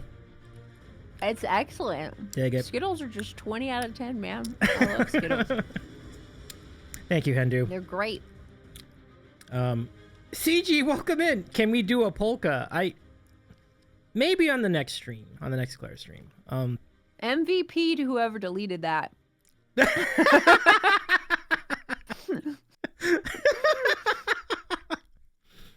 Let's see. Rothgar says, paying the listed price for a Klondike bar is better than getting a 5-finger discount. Interesting that you mentioned that. Sweetie says, I'd vacuum for a friend's living room for a Klondike bar. That's pretty cool. That sounds like a good exchange. That's a sweet thing to do do for somebody. Yeah. Wow. King, props to you there, I think. Okay. CG is off, fooey. Oh man, sorry about that, CG. Lime is king. Yeah, lime is pretty good. I like lime. So thank you, Henry, for the redeem. That's 3 now tonight. Let's and hopefully that'll be it for a while. Okay, let's go to Sweetie's question. You've cited that your grandfather is a big influence in your musical career. What's your favorite memory with him? My favorite memory with my grandfather. Mm-hmm. So, we have a property in East Texas. It's like a little patch of woods that my entire extended family went in on. They bought it like together. My grandpa, all my uncles, my aunt, like everybody got together and bought like a little patch of land in the middle of Apps. And they bought an old Volkswagen Bug that had no roof. It was like an absolute disaster of an old car, and put the Volkswagen Bug on that property so that we could drive around the property on the roads that we made, because the roads that we made would wreck our actual cars, and nobody wanted to drive their actual cars out there. So we got this little, I don't know how much they paid for that thing, but I hope it was not more than 50. And my grandpa taught me how to drive with the Volkswagen Bug in the woods of East Texas. And so I think like some of my favorite memories were being able to drive when I was like 5. So it was a very country girl kind of upbringing. It was fun. Very, very fun. Sometimes the sound cuts out on Claire's audio. Maybe that's just me. Let me see. I can look at my voice settings and see input sensitivity. It says automatically determines my input. If I turn this. Oh, turn it off and then turn the slider all the way down too. So that probably would fix it. Yeah. That's right. Can you still hear me? I can still hear you, yes. Hello. Okay. All right. Maybe this will be better. Cool. Thank you. Thanks for catching that too, Nighty.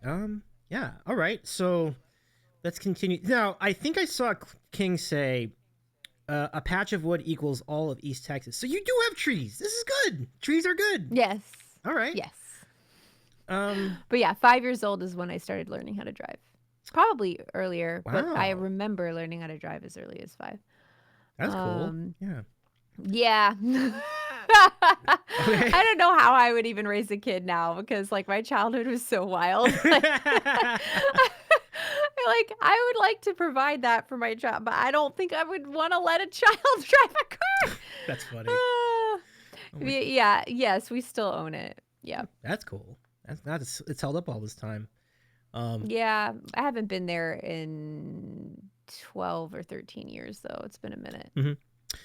Sweetie, thank you for your question. That's a terrific question. I appreciate you, Sweetie Otini. Now let's go to our good pal Kenny from the Prog Rock Piano Bar with a question. Actually, 2 questions. First question, it was earlier in the chat, which was, can you imitate? I got to read this properly, so hold on a sec. Let me see. Question. Can we hear you do an impression of the eHarmony I Love Cats lady? What? I don't... What does this mean? I don't understand. eHarmony I Love Cats lady. Is this a person? It is a person. I think it's a commercial, but I don't exactly remember. Kenny, feel free to fill us in on that. But eHarmony 90 says she probably hasn't I seen Love Cats lady. Oh God, it's an eHarmony bio. Viral video. Refers to a viral video where a woman who identifies as a cat lover expresses her preference for cats over men in a humorous and memorable way, which was later turned into a song. Oh my God. I have seen this. Okay, all right, let's see. I don't know. Shoot. Okay, but I can't play it because I don't want you to get copyrighted. Would there be copyright for a commercial? Auto-tuned. Well, like, it's not a commercial. It's a girl and somebody made a song out of her talking about how much she loves cats. Like, she starts off super. Is this the one where she like bursts into tears and it's like, I just wish that I could hug every cat? Is it that? I think that's it. Yeah. Like more. Do that again. I think that was it.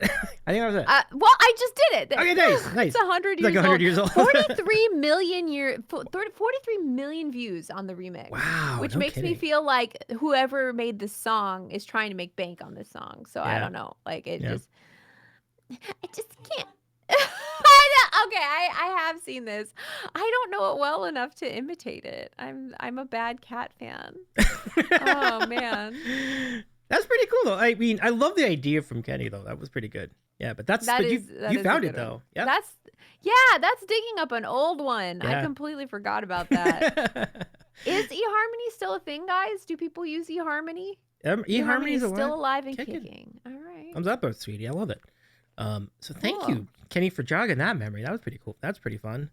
And so here's the next question from Kenny, who asks, one of my favorite emotes, and folks, let's put, can you put the Claire dance emote in the chat, friends? One of my favorite emotes is the clairepics shoulder dancing emote. What was the inspiration for that emote? And is it something you frequently do on stream? Yes. Nice. That's literally how I dance. Like that is just, it is how I dance. I don't know what to tell you. Like that's I love it. it's that it's me. It's you. It is. It's you. It's you. Yeah, that is frequently how I dance, Yeah. indeed. So Nighty says, oh, and see, I love that. Nighty says Shamoyo also made the Chicken Attack song and its corn and Double Rainbow. Shamoyo did Double Rainbow I think that's right, way back in the day. It's top 5 dance emotes on Twitch. Is that? Oh, really? I love it. That's so sweet. I agree with that. It's worth the price of a sub. It absolutely it is. Kenny's right. Absolutely. I'm glad you enjoy dancing with me. Oh, that's great. Dancing stuff. That's great. Big shout out to Count for putting that animating that too. So For sure. yeah. He's really good at like picking out some characteristics of someone or something and highlighting it in a way that's funny and fun. Joyce says Shamoyo is legit. Yeah, like if this existed a thing as a Shamoyo concert, I would totally go because like it's gonna bring back so many memories of like the last 25 years. You know, like so good. It's corn. Right? Still got it. I'm so good. That's the only part I know. A big lump of knobs. It's got the juice. So good. But thank you, Kenny, for your questions. That's great stuff. Let's go to Hendu next. The question is, what is your favorite non-PG word? We are an 18+ channel, so just to assure you, you can My cuss it. favorite non-PG word? Is this like, are you trying to catch me? Are you trying No. You don't have my favorite non-PG word? I'm trying to say, like, define favorite. Did like the most delightful non-PG word or the one I'm most likely to use? Chat, feel free to Do you know what I weigh in. mean? Yeah, I do it. Yeah, definitely. Because there's definitely distinctions. Like when you stub your toe, you're probably going to use one more than when you enjoy saying more. So there's totally different things. Yeah. Yeah. Henry says most delightful. So Henry wants most delightful. delightful. Yeah.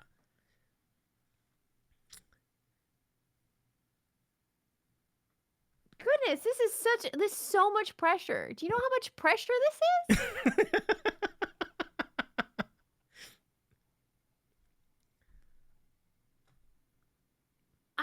I'm going completely blank. Like, what would I know? Because I feel like I string together some pretty colorful language on a regular basis. Mhm. And now it's just like gone from my brain. It's got to be some sort of like fudge nuggets. Yeah. Well, I say fudge nuggets all the time, but that's because it's like my PG version of what I would normally say. There's a difference between hearing a good song and going, heck yeah, versus stubbing your toe and going, oh. That's good, sweetie. Yeah. I'm like, it's gotta be some version of like the F word, like many times in a row, but every single time you say it, change it. Like, Okay, can I posit an example? I can attempt Sure. it. Okay. Okay. So variations of it. So not just like fuckity fuck or fuck a room to fuck a rooney, something like that. Yeah, no, that's Is that yes. the idea? Exactly. Precisely. Yes. But slower, more emphatically. It's like a vocal lesson. Like fuckity fuck a rooney, fuck a rooski. Yes. Motherfuck. Yes, he's got it. He's got it. Yeah, there we go. Beautiful. Counts as variations on fucking E flat minor. Exactly. Oh my god. Nighty just did a search in her DMs and I've dropped 711 F-bombs in chats with Nighty. Jesus Christ. Wow. I believe it. I believe it. I don't great. even need to no need to fact check. I believe it. 90s. Panda, how many do you have? It's probably not as many as 90s. did you was that a search term? You just remembered. All right. Yeah. All right. Friends, count. I need to know how many F-bombs are in the history of our chats. Count probably has the most. I can't type the word into a search bar. Pandas don't know swears. Panda, I want to know. Okay, well, now I'm going to look. Wait, how did you find that out, Nighty? I love Let me that. see. Thank you, Andrew. No, that's a great answer, to be honest. Yeah, for sure. I love that. 660 results Wow. in Panda's chat. So Nighty's got you beat. I'm at almost 4,500. You're lying.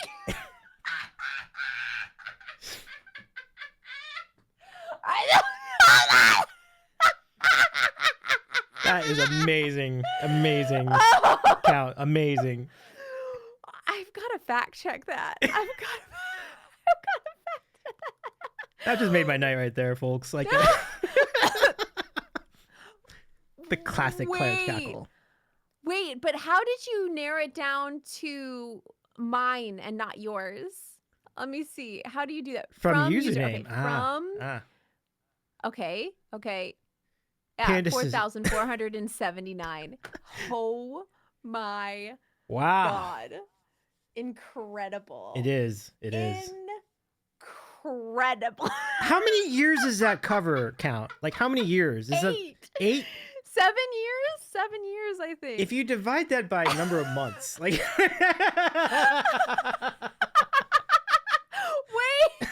Oh my God, I've got to do it. Okay, so if we just assume 8 years. Yeah. And we do 8 times 24. 8 times. 4,500 was in the total, right? Yeah. So 8 12 months. times 12. Yeah. So 768 months. Yeah. So 4,500 wait, what did I say? 768? Yep. It's only 5 a month. Only 5 months? That's not that bit. What? It's 1 per day? Wait, 4,500, Claire. I think it was like 50, right? Oh, is it 700? Wait, okay. Wait, 768 months. That's 4,500 swears, right? So you divide that 768 months. So if we divide 4,500 by 768, what does that give us? Maybe that is 5. We'll check. That's what I thought, right? Yeah. So then that's 5. It's 5.85 per month. Okay. Not as many as I was. Wait, 768 months is 60 years. Wait, how much? Wait, it's 96 Oh, no. months? 768 months is a lot. No. It's Okay, like 96. It's like 78 months, not 768. Because like 6 months would be 72. So then if you add, right? Because 6 months, 6 times 12, 72. Yeah. I'm inclined to believe Hendu, who says it's 96 months. 96? Okay. So Why are we mathing it? 96 divided by 4,500. I have 4,500 divided by 70, 96. 46. That is more than 1 a day. That is amazing. That is amazing. Can we get some claps and chats for Claire right now? I love this. Amazing.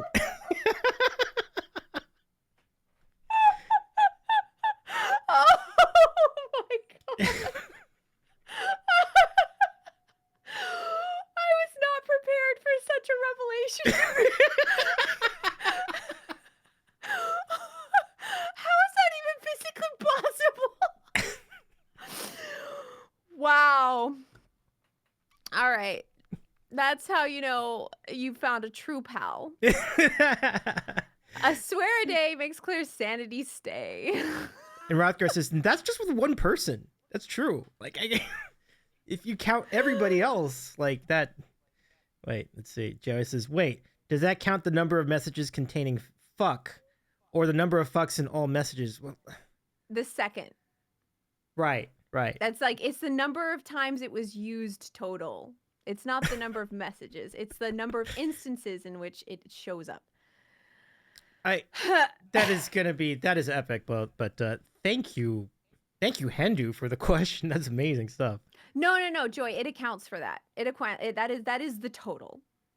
That is the total. It is the total. Right. Don't worry. It's not more than that. Well,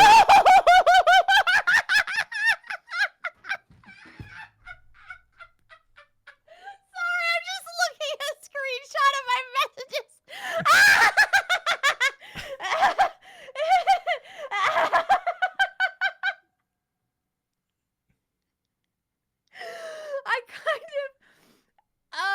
I kind of want to read this because I know it'll get clipped. I mean, you have a great shot to read it here if you want to. I mean, we allow the language over here, so it's up to you. I feel like I have to put some sort of monetary value on this for your benefit. Okay. Like, I'm sorry, you guys. You're gonna have to put your money where Hi, LT. Well, the mouth. Great timing, LT. Welcome. We seem to have If we lost our hype listeners. train, Yeah. I will read Are you serious? what is on my screen. I'm fucking ready. Says, let's go. Chat says a There's challenge no accepted. context. And we'll go There as is long. absolutely no context for this. We'll go as long as the hype train lasts, folks. Take that for what you will. Oh, here we go. Here we go. Oh God. It's happening. And it is. Now, why do I have that? Oh, That's God. amazing. Oh, Need you know to what? Buy some bits. Oh no. Let me see if I got a thing I gotta do before. I'm anticipating this. What happened to my thing? Where is it? Oh, I'll figure it out in a second. But why am I not sure? Oh, there you go. Why is that not muting? I'll mute it over here. Okay, I'll figure it out later. Well, it's you got the hype train. Okay, we just need if anybody has a resub, we can throw that in. Well, we'll keep that going until figure out. That's amazing. Just the lack of context in here. It's just like I'm really starting to Oh, it's getting close. Is the hype train here? Oh no. Oh dear. Oh no.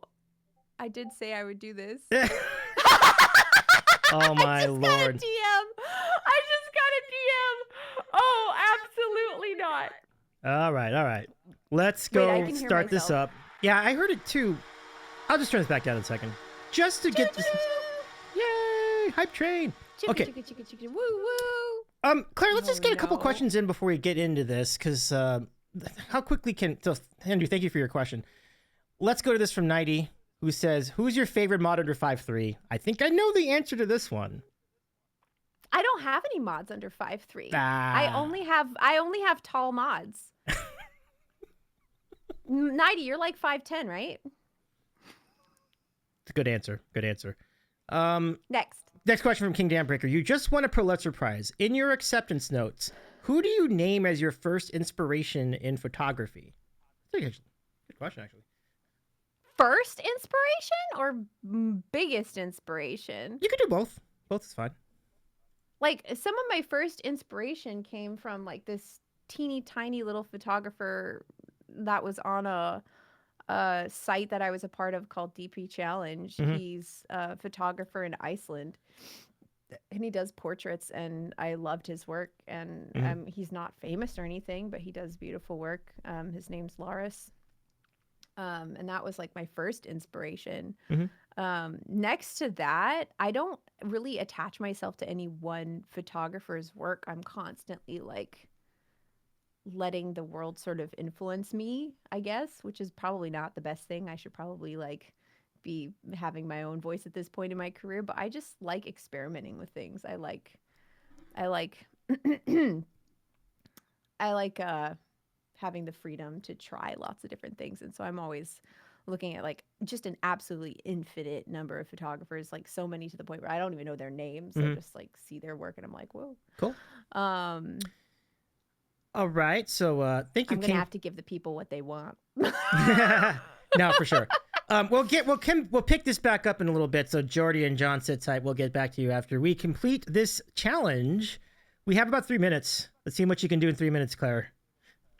Well, I will say this. Some other notable counts from Count are I have said the word shit 2,327 times, asshole 150 times, and bitch 64 times.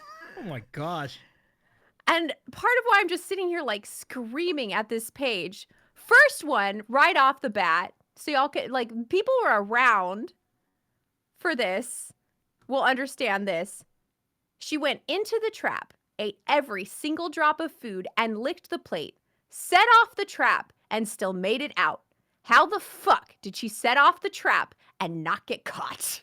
Like, the amount of, like, the amount of these that are just specifically cat-related. January 9th. Wicked Witch of the fucking West. Whole message. Why? I don't remember. What was I talking about? Not a clue. January 8th. Fucking incredible. What? Not a clue. No context. None. Oh, January 8th, but 5 hours earlier. What the fuck? Just like, not a clue. No context. January 7th. Yeah, fuck. Cool. Oh my god. January 6th. That's fucking insane. January 4th. That's fucking cursed. What do you mean? I don't have a clue what any of these are about. Like, I just don't. Let me see. December 31st. I'm fucking tired. December. No. December. Oh, December 30th. Fuck off. I mean, that's kind of mean. Like, what? What? I like. Joyce's self-explanatory. December 30th. $136 for a fucking latte. And I actually remember. Wait. Hold on. Can I stop you for a second? Was this in American dollars? Like, is this American dollars? Why was it that much? Okay, I was having a dream. This was a dream. I dreamt that I was going to Starbucks for their legendary $136 latte, and I was vlogging it because it was the only reason that I would spend $136 for a latte, which is completely unrealistic because there's no universe I would pay $136 for a latte for any reason. But I bought the latte, and I swear to God, it was this big and tasted just like milk. It didn't even have coffee in it. It was the most boring, pardon me, piece of shit I'd ever tasted. So apparently I was ranting about that dream.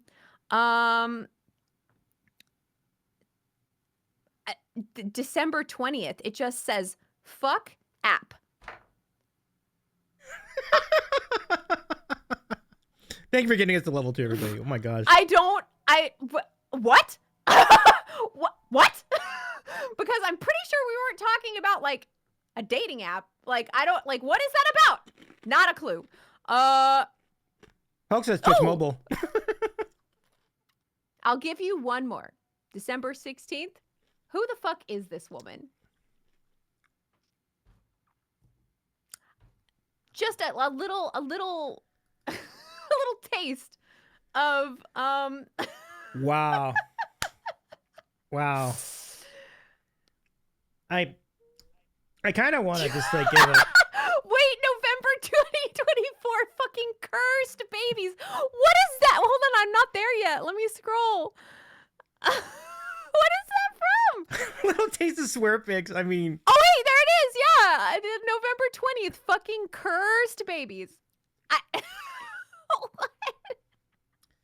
I think the lack of context makes this even better. Like honestly, let's see. Nighty says, "What the fuck is this stupid stick infused with?"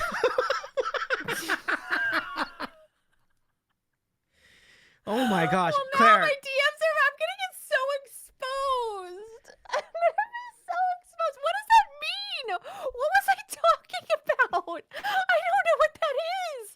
And that was 10 days ago. Wow. How do I not know what you're talking about? What is that? Hey, J-Man, what's up, DJ? How's it going? Claire, I do. Oh, Love is Blind. They were taking shots off of a ski, but it just looked like a stick with cups on it, and they were all drinking together. Okay. I'd say this. If anything was gonna get you to say something like that, it would be Love is Blind. Yeah. To be fair. Like... Count. Okay, Count. You just keep going. Have fun. Count is just gonna dig through the DMs and find all the gems. No, Hooks. Right. Look at the bright side, Claire. No one over here will troll you over this on your streams. That will never happen. Uh-oh. I'm sure that would never happen. We could stop. What the beep? What the beep? I do want to welcome Dark Native as well. I mean, just shout out to Dark Native and DJ. Hey, pal. Good to see you, friends. Thank you for joining in. Welcome. Sorry for all the swearing. No, don't. It's all good. I usually operate a PG stream for many reasons. It might be unusual from that standpoint, but at least for me, I think it's all right. But mission accomplished. Wow.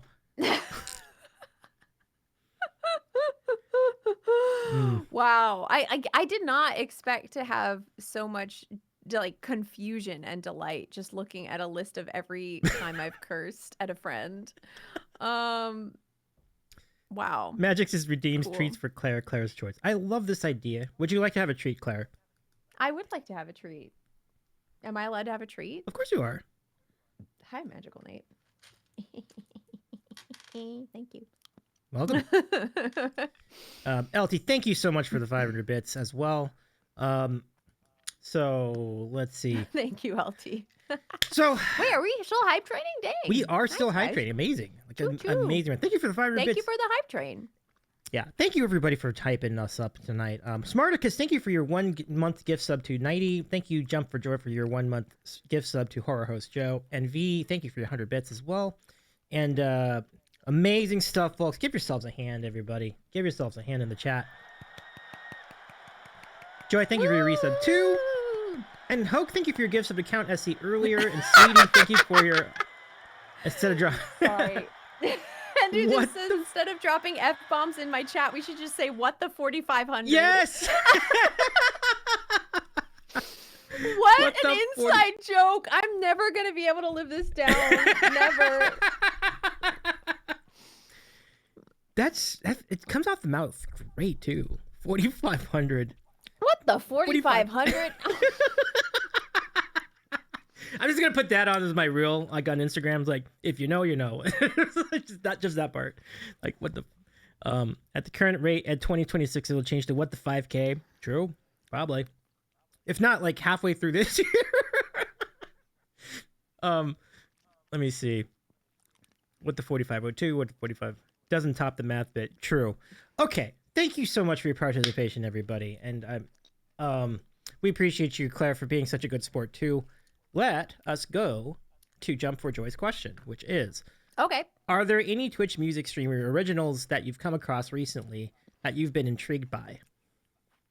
Like original music by a Twitch streamer recently?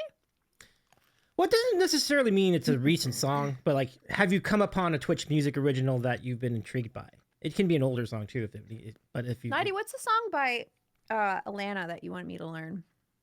I need to go. I have one that I'm going to be intrigued by that I'm supposed to listen to that I haven't had a chance to listen to yet by Alana Maddie. But I don't remember the name of it. So Everything's Fine by Alana Maddie. I haven't heard that one and I need to. It's off brand for. Although I might have heard it. You might have heard it. It's very interesting because it's like it's a rare, fast-paced Atlanta song. So I think you're gonna love it. Really? Yeah, pretty good. I'll have to check it out. Mhm. And then the one that like is kind of a bop that hasn't made it onto my list yet is Driving Weather by Colleen Dauncey. Good. Ooh. That one's got like a nice like bounce to it. And I've been working on a Kendra original called Your Party. That is a bit more moody. But I haven't been able to kind of nail it down yet, but I'm working on that one too. Sweet. I love these picks. I think two of them are like bops too, which is really going to be very. I'm very interested to see how you I'm not play good with bops. I know. That's why they haven't made it onto my list yet. I'm not good with bops, but I would like to be. It would be fun. Like I think I love the idea though, because it would be an interesting. It would be a very interesting take on both songs. So I'm looking forward to it. Yeah. Yeah. Have you heard Blue by Jennifer Jess? Is it called Blue? I might have. If it's the song that won the Twitch Vision contest a few years ago, maybe that's... Oh, I don't remember. I don't know about that. I missed that. Let me look at her Spotify really fast. Okay. Because she has some bops as well. Oh, yeah. Jenny's got great stuff. Like great music. There's so many incredibly talented musicians, and like I play Mirabelle's music all the time on my stream. Oh, yeah. I didn't like default to Mirabelle just because everybody hears Mirabelle on my stream like every day. I play it every day. Yeah, Blue by Jennifer Jess. Oh my God, it has over 1 million streams. Jennifer Jess, go girl, go. Oh yeah. Wow, that's epic. I didn't realize that had taken off so much. Let's shout that out too, King, if you could. Because Jennifer Jess is like as you mentioned, like really, really good. She has such a unique voice. It's so velvety, but like I get very drawn to very accurate voices that like stay in tune very well. Because that's one of my like things that I struggle with a lot is being really precise with my tuning. And she just is like right on the money all the time. I love it. Yeah. There's also some originals by Dresdy. It was a recent one that Panda sent me, a newish one that I really liked, and I cannot for the life of me remember the name of it, but it was not that recent. We were probably talking about it like a year or two ago, Panda. Maybe Panda can guess, but yeah, amazing musicians all over Twitch. There's so many. Oh yeah, 100%. I love their music. Yeah.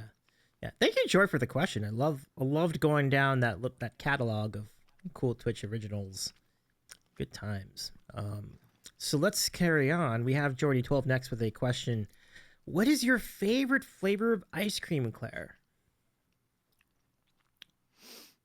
There is I'm going to have to Google it. There's a flavor that HEB makes that's like a Texas, let me see, HEB ice cream. But it's a combination. Yeah, cookies over Texas. It's cookies and cream ice cream with chocolate chip cookie dough in it. So if you took chocolate chip cookie dough and cookies and cream ice cream and like merge the two, that's what it is. Which are like, those are my two favorite kinds of ice cream. And this particular ice cream from HEB just takes those two things and just made a baby. And it's so good. So good. That sounds great.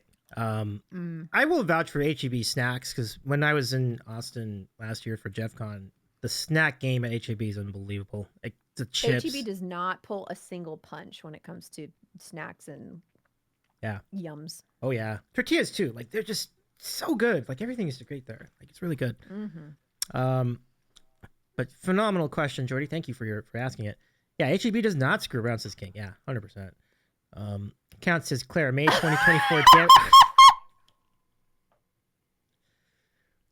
I know what that's about. I have an explanation. I have an explanation. A kitten, a teeny tiny kitten, bit the tip off of their nipple for the like eating food. And I was so worried that she was gonna get an obstruction and die. I got really upset. She was fine. She pooped it out, and everybody lived happily ever after. Oh, but thank it was goodness. very scary for a minute there. It was very scary. Somebody says, "Oh, kittens."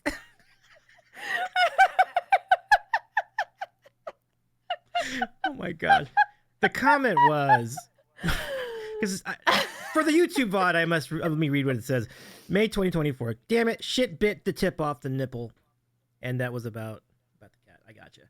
What are you doing? I'm trying to figure out what count is like digging through right now. Are you digging through the shits specifically, or are you done with the fucks? Like That's not a quote. That's not a quote at all. No. Oh my gosh, count. Amazing. Anyway, next question. Count says, I was, but I'm just back on drawing now. That one stood out though. It was about Gasket. That was Gasket? Ah. Gasket did that? Wait, that was about Gasket?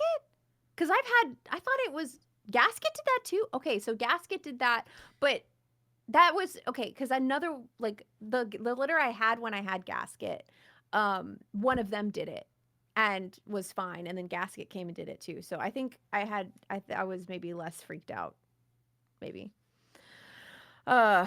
Yeah, I've had multiple kittens bite the tip off of the feeding nipple and then poop it out. Oh boy! I know now that it's not big of a deal anymore, but okay, good to know. And the mouth runs faster than the brain. Oh dear, Magic. What a phrase. Yep. John, I hope you're still with us. I'm sorry that we had taken so long to get to your question, but here's your question. Sorry. The question is, what is the average airspeed velocity of an unladen swallow? I know that movie. That's Monty Python. But did they ever answer the question in that movie? Is it carrying a coconut? What's the deal? I forgot. There is a response we're looking for. It doesn't necessarily answer the question though. 27. 27 is a good and John, John would agree. Like it is a correct answer. John says close enough. You get the reference, and that makes me happy. There you go. Thank you, John. I do get the reference. I do get the reference. Yep. Hi, Vader. Good morning. Vader. Can we give a shout to the chosen Vader? What's going on, Vader? Welcome Poor in. Vader has missed out. Yeah, Vader really has. That's true. We've had a lot of excitement here tonight. Let's see. So the question, yes, Rothgar has the answer. There was an answer, yes. African, is it an African or a European swallow? And that's the answer most people look for. That's right. Yeah. Joe gets it as well. Vader says, what did I miss on out? Whoa. We cannot speak of it. It is the VOD that cannot be named. Sorry. Watch the VOD, says Vader. 4,500 things happened. 4,500 things. 4,500. Absolutely. Absolutely. Oh, okay. God, I cannot believe that's real. Weird. I'm just as surprised as you, Claire, to be not gonna lie, but I love it. I love it. Okay. Last question tonight. Mods, let's go ahead and close the queue. You all have been amazing tonight. Thank you so much. And also thank you for riding the wave with us. This has been a really, really fun time tonight. So here, a final question of the evening from Rothgar Aurora, who asks, if someone makes an emote that just says 4,500, would you add it to your collection? I don't know that anybody would use it. Who would use it? It's too niche. Too niche, you guys. Too niche. You would use it? David would use it. I would use it. I would. Can we make... we can leave it open for you. We can give you one question. We'll have to make it a niche. We're going to have to make it a big enough meme that it becomes like worldwide.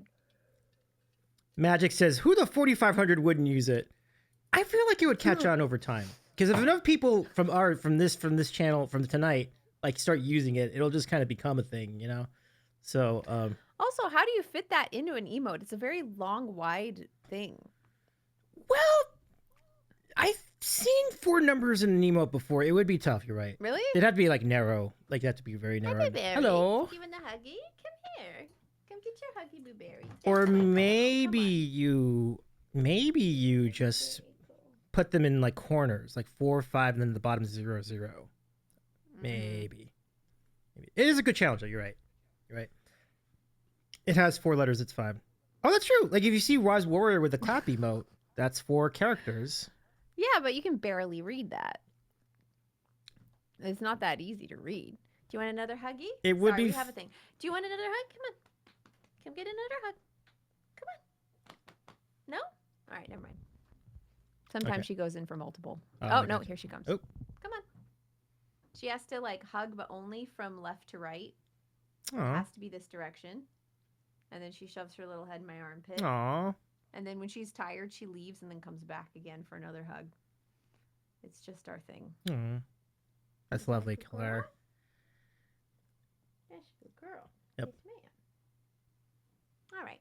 All done. Yep. Magic says, but we would know, Claire. We would know. Another one. Number 3. 3 in Hug a number row. Look at 3. this. I know. This is a pretty good hug.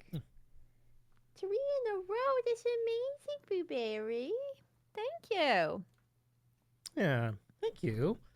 4 in a row. My God, Blueberry. This is quite an encore here. I know. Aw. Ew, Oh, no, gross. Magic. Oh, no. Imaginate. This is how Blueberry wipes poo on Claire's sleeve. Oh, man. I'm going to think of the positives right. here. Yeah. Blueberry. Is Aw. that it? Okay. Okay. Hey, Dallas. Dallas, great to see you. Can we give a shout to Dallas Arlo Music? How's it going, my friend? Welcome in. Okay, so where were we at? We were at, Dallas says, I love Claire's sweater. I do too. Thanks. It's a very happy sweater, and I cannot wear it on stream because these are little plastic beads Mhm. that tap my guitar and make the most horrible sound. Oh, So wow. I can never wear the sweater on stream, which is specifically why I wore it today, because I wouldn't have to worry about sound. Oh, I gotcha. Yeah. Clever. Very clever. Yeah. Oh, thank you for, no, okay, yeah. So yeah, can you give a shout to Dallas Arlo Music as well? So LT, thank you for sneaking in that question to close us out tonight. Let's go ahead and put that in. Rothgar, thank you for your 4,500 question as well. That was 4,500 good, my friend. LT says, would you eat a pumpkin pie to save a ruinerite? Did I read that? Did I correct that? Is that right? That is the correct pronunciation Okay. of runerite. Okay. Yes. And I would go with no. Let the runerites burn. Wow. Wow. It depends on which runerite. Okay. There's many. There's maybe a couple I would save. But with a whole pumpkin pie, not even a piece of pumpkin, like the whole pumpkin pie, that's kind of a lot. Wow, says Nighty. You don't have to worry, Nighty. You're not one of the runerites. What number are you up to now with the hugs now? Is that like number 7? This is number 5, Number 5, I think. okay. Yeah, this is number 5. Yeah. This is actually kind of a record. She usually doesn't go for more than like 2 or 3. Wow. She also has an obsession with kissing arms, like arms and elbows. Mhm. She just like will lick your arm Aw. for like an hour until you're bleeding. Do you want another one? Do you want another one? No? Okay. Okay. Well, we were blessed tonight. Thank you, Dallas, for the hug as well. I appreciate you. Hugging back your way, my friend. But LT, thank you for your question. Thank you, everybody, for sending the questions. Epic questions tonight. Holy cow. Really good stuff. So let me see. Anything else I was gonna ask before we go? I guess the only thing I would add is like, what do you have on your horizon as far as where you're traveling this year? Any particular trips planned? Yeah, summer we're gonna be in Banff, doing some hiking and camping. Lots of camping on campgrounds that are very difficult to get spots for. A a lot of the most iconic Banff spots, when they become available, they sell out within about like 2 to 5 minutes. And we were able to get spots at 3 different campgrounds that are that difficult to get spots at.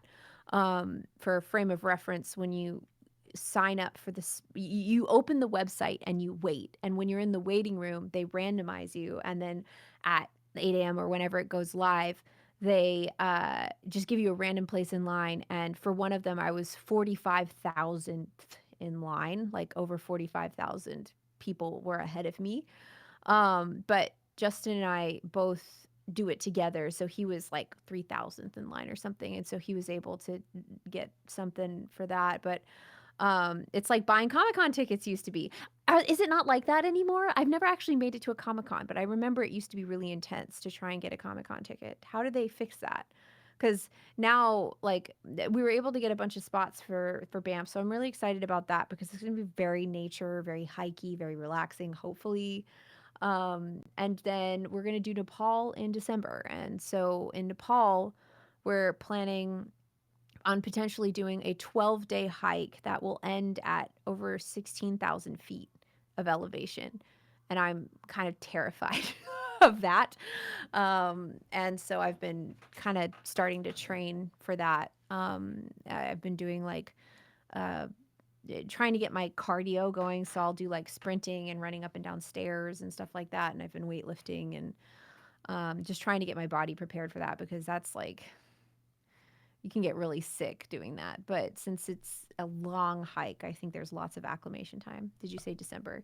December-ish. We don't have tickets yet, so I don't know exactly when we'll be there, but winter, yeah. Yeah. Yeah, and Stuart, by the way, Stuart, hey, welcome in. It's great to see you tonight. And Stuart says Banff is great. That's great, Stuart. Love it. Yeah, Banff is beautiful. Yeah. And her host Joe says, yeah, no, definitely be safe. Definitely. Right. And then Dallas says, that's up there. That bring portable oxygen. Ooh. We're going to have guides and porters and stuff. So they will have whatever supplies they feel is needed for our safety. That's good. But for a frame of reference, like, it's around the height of Everest base camp. So like base camp is where you start for Everest. So it's not so high that you actually have to have oxygen tanks to not die. But it's high. Yeah. It's high. It's not easy. But yeah, we have Kuya-sai here. Hi, Kuya. Oh my God, Claire. Hi. Hi, Kuya. Can we give a shout to Kuya-sai Music? It's good to see you, Kuya. Hope you're doing well. Really fast before we go. By the way, those of you joining in late, we've had a lot of fun tonight, so I highly recommend the VOD. Yeah. It's been something. Oh yeah. But I do. This is a redeem called Furniture Catalog Snarking. Let's quickly look at this here. That doesn't look so bad, right? Like, this seems all right. Like, you got a marble table and you got chairs, which with seat backs that only go up to like your waistline, which is weird. They love to do this here. So this is the super fancy pants furniture catalog. You want to know how much this is? The table costs $8,795. Would you pay $8,795 for this table? It looks like it's all marble. I don't think I'd do it. So, and the chairs are like, no, it's crazy, right? Like, and $1,200 for each chair. Like, what? No, like, look at it again, Claire. Like, is this? Those chairs look like they weigh 100 pounds, and when you sit down in them and you try and scoot your chair toward the table, the chair just goes, "No, we're not doing it." Exactly. Oh my goodness, cray. It's cray. Thank you so much for that redeem, Jordy12. Appreciate it. Yeah. Is it that time again? It's that time again. One for the road, am I right? Yeah, 150 pounds each. It gotta be, Kuya. Absolutely. They're murder weapons. I know, it's crazy. All right. What kind of Skittle do you have for us? I have a lemon Skittle. Ooh. Refreshing. Yellow Skittle. I have I have strawberry banana smoothie or dead fish. Oh no. Yikes. What a pairing. I know. I know. Yikes, indeed. Magic says, but it was sanded smooth with the backside of the Virgin. Such value. What the heck? What? Oh my goodness, Magic. Okay, okay, ready? 1, 2, 3. Oh God. You got nothing delightful today the whole day? No. Rough. That's deeply upsetting. Yeah. Absolutely not. That's the redeem for you. But I'm glad your lemon Skittle is good, though. That's good. Oh, it's fantastic. Love it. 20 out of 10. Love me some Skittles. Good times. Taste the rainbow. I would love for Skittles to come to you and just do like product placement for them, or just like do a commercial for them. I'd be all about it. I'd be about that too. Be fun, There's right? few things that I'm willing to promote on the internet. Skittles, I could do that. Yep. I could do that. Yep. King says 3-to-1 ratio in favor of bad. No, I believe that. My experience seems to play to that. John says I think the Bean Boozled packs are 90% bad, 10% good. It feels like that to me. Is that really how they do it? It's like 3 I to thought it was half and half. Oh no. We No? wouldn't have this much content if it was half. No, I'm pretty sure it's 3-to-1. Yeah, I'm pretty sure it's 3-to-1. Cause I promote socks and Magic Fire. There's so few things that I promote, but darn tough socks. God, those socks are good. And they're if you get a hole in them, they just replace your socks. Like you send them in and they just give you new socks. It's incredible.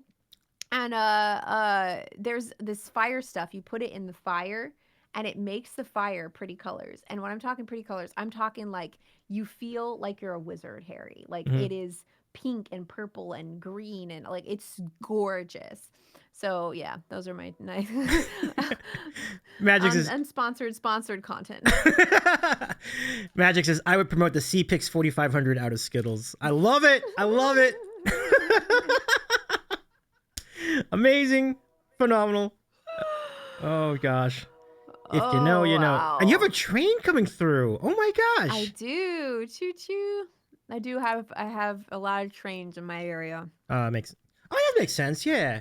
Cuz like I don't know exactly where you are, but I know that in the state there is Minute Maid Park, and in Minute Maid Park they have a train there when the Astros hit a home run. So that's in reference to the trains they have in the Houston area. So I think that's pretty cool. So Yeah, I got a bunch of trains. Yep. Count says that's what the train emote was originally for. It precedes hype. I did not know that. I thought it was just for the hype train. The train is not a hype train. The train is a train. I had a train emote before hype trains even existed. Wow. That's Yep. some history. I love that. The cutest train too. I love all the little kitties on there. It's really neat. Yeah. Yeah. That's missing the panda train. There's a caboose that has a panda in it. Yeah, I've been able to. My sound system used to pick up bad not like just radio stations and radio music, and it would buzz and be like ghosts in my system. But I've been able to keep that pretty locked down. I haven't had issues with that. That's good. recently, That's good. so. Yeah. Panda's sleeping. Oh, I see, Nighty. That'll work. That'll work. I think that. Oh, I did. Can we give the shout to Curious Side Music as well? Or Pal follow. Oh, Arcade Chris is in the chat too. What's up, Chris? It's so good to see you. Can we give Arcade Chris a shout too? I am thrilled that so many fellow streamers have checked in tonight. Like, this is great. Like, I know that, as you've said, you've been on Twitch for a while, and I think the number of people you've gotten to know in that time is undeniable. So it's really cool to see everybody come through tonight. So, I was definitely more social in the early years. I think in like the longer I'm on Twitch, the less like interconnected I tend to be, just because of like how many people are on the platform now. It can get kind of overwhelming, but yeah, it's like my favorite thing about Twitch is us getting to like connect with each other and build friendships and just hang out. It's a good time. Good times. Yeah. Yeah. I know, honestly, I kind of feel the same. Like, I've been on Twitch for about half that amount of time. So like, we'll celebrate our 4th anniversary in about 2 months. And Nice. Congratulations. thank you. I do remember the similar outcome. Like, because as you get to know more people, then you just, as you said, like, it gets overwhelming. Like, oh my gosh, like, where am I going to, what channel am I picking today to watch? Like, this is hard. There's so many choices and they're all good, like, it's just, Like I remember a time where the music community was like 12 or 15 people. Mm-hmm. Like that was it. That was all the people that were streaming regularly. There were more, but like the people who were on a schedule streaming all the time, like I could name them all, and now it's just like Yeah. hundreds of people. Yeah. And they're all very talented and all have their own sort of unique take on making content on the internet. And so it's gotten hard to track it all, but I love that there is room for everyone, to really express themselves and to build communities and stuff. It's really, really sweet that there's a place for people to bring music directly to people. It's nice. Oh, it's huge. It's huge. I love these comments. Horror host Joe, I remember just going to Claire's stream because of the cats. See, that's cool. Like, that's very cool. Yeah. That's a solid, like, I would only pick my stream for cats. It's a good sell. I'm biased, so. Yeah. Mm-hmm. Let's see. Sweetie. Hi, sweetie. Thank you for hanging out with us tonight. Gonna head out, sending good vibes and squishy hugs to you. We return that. Thank you, sweetie. It's great to see you again. Loved Sweetie's questions tonight. Really good. Let's see. Jordy says, if it wasn't for COVID, I would not until this day have a Twitch account. Yeah. Probably me too, honestly. Like, I always thought it was just games on here. And then, someone keyed me into the music on here, and the rest is history. So it's just interesting what my life could have been. But did you get a resurgence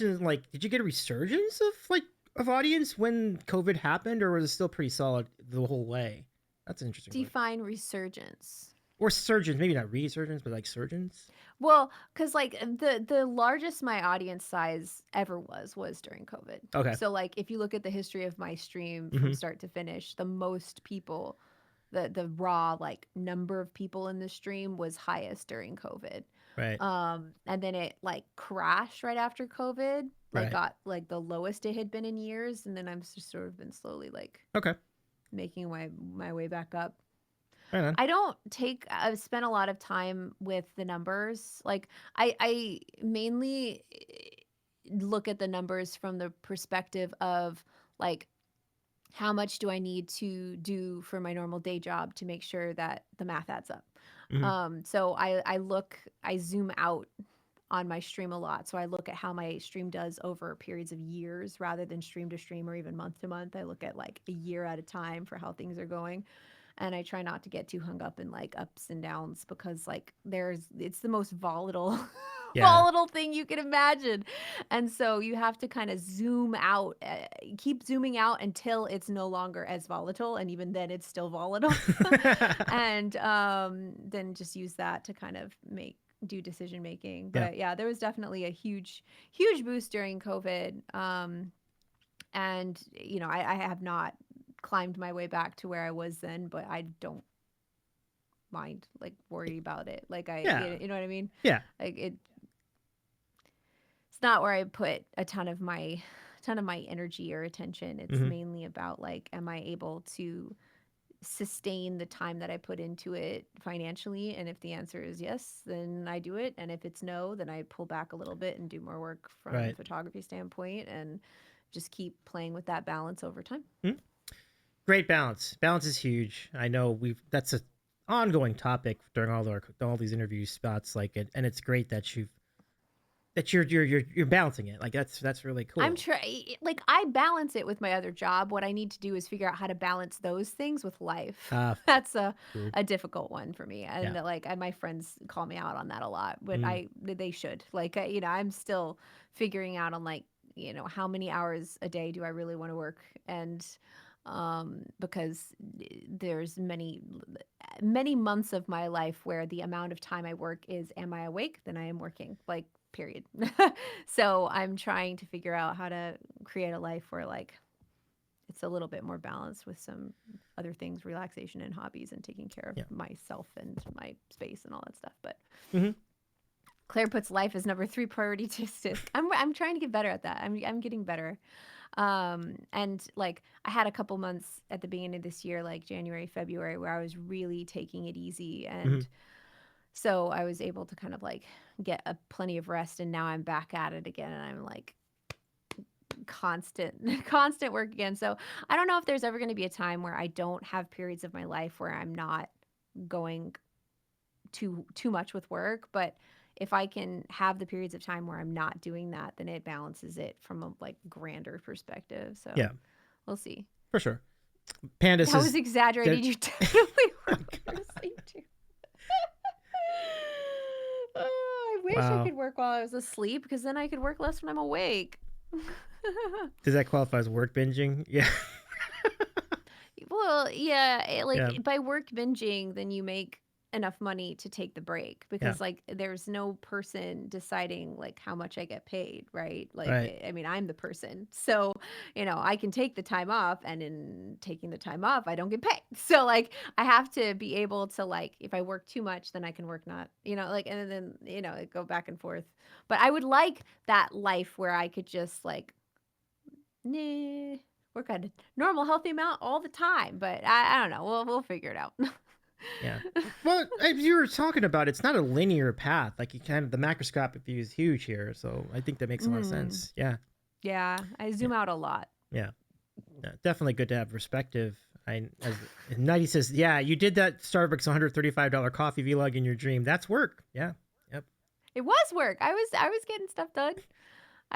It's really kind of creepy how many vlogging dreams I've had recently. I never used to dream about vlogging, and now I have dreams in which I am vlogging in my dream. Like, yeah, let's go whitewater rafting. Oh no, I forgot my camera. Oh no, my GoPro's broken. Like, That's wild. Oh, yeah. Yeah. But the arriving to a job without my gear is a common theme I've had in dreams in the past, where it's like I have to shoot a wedding, but I don't have my camera, or I have to do a photo shoot, but I don't have any lights with me, or it happens. I have those dreams all the time. wait, hold on. First of all, thank you for the hydrate command, King. I appreciate you. Hydration, always a good thing. Drinking my water. This is water. Water's huge. Okay. Nighty says, because of Twitch, I've had Twitch chat dreams. I mean, to be honest, like, I feel like any of us could be prone to that, though. I've had dreams of like having to solve somebody's computer problem. Like, what am I doing? Like, I should be dreaming of fun things, not like me working. Like, that stinks. Like, it is weird. Yeah, wise warrior. Absolutely. Brains changed. People didn't used to dream in color before color TV. Is that true? Like, you see in color. So how is it that a dream is not how you see? That's interesting. Yeah.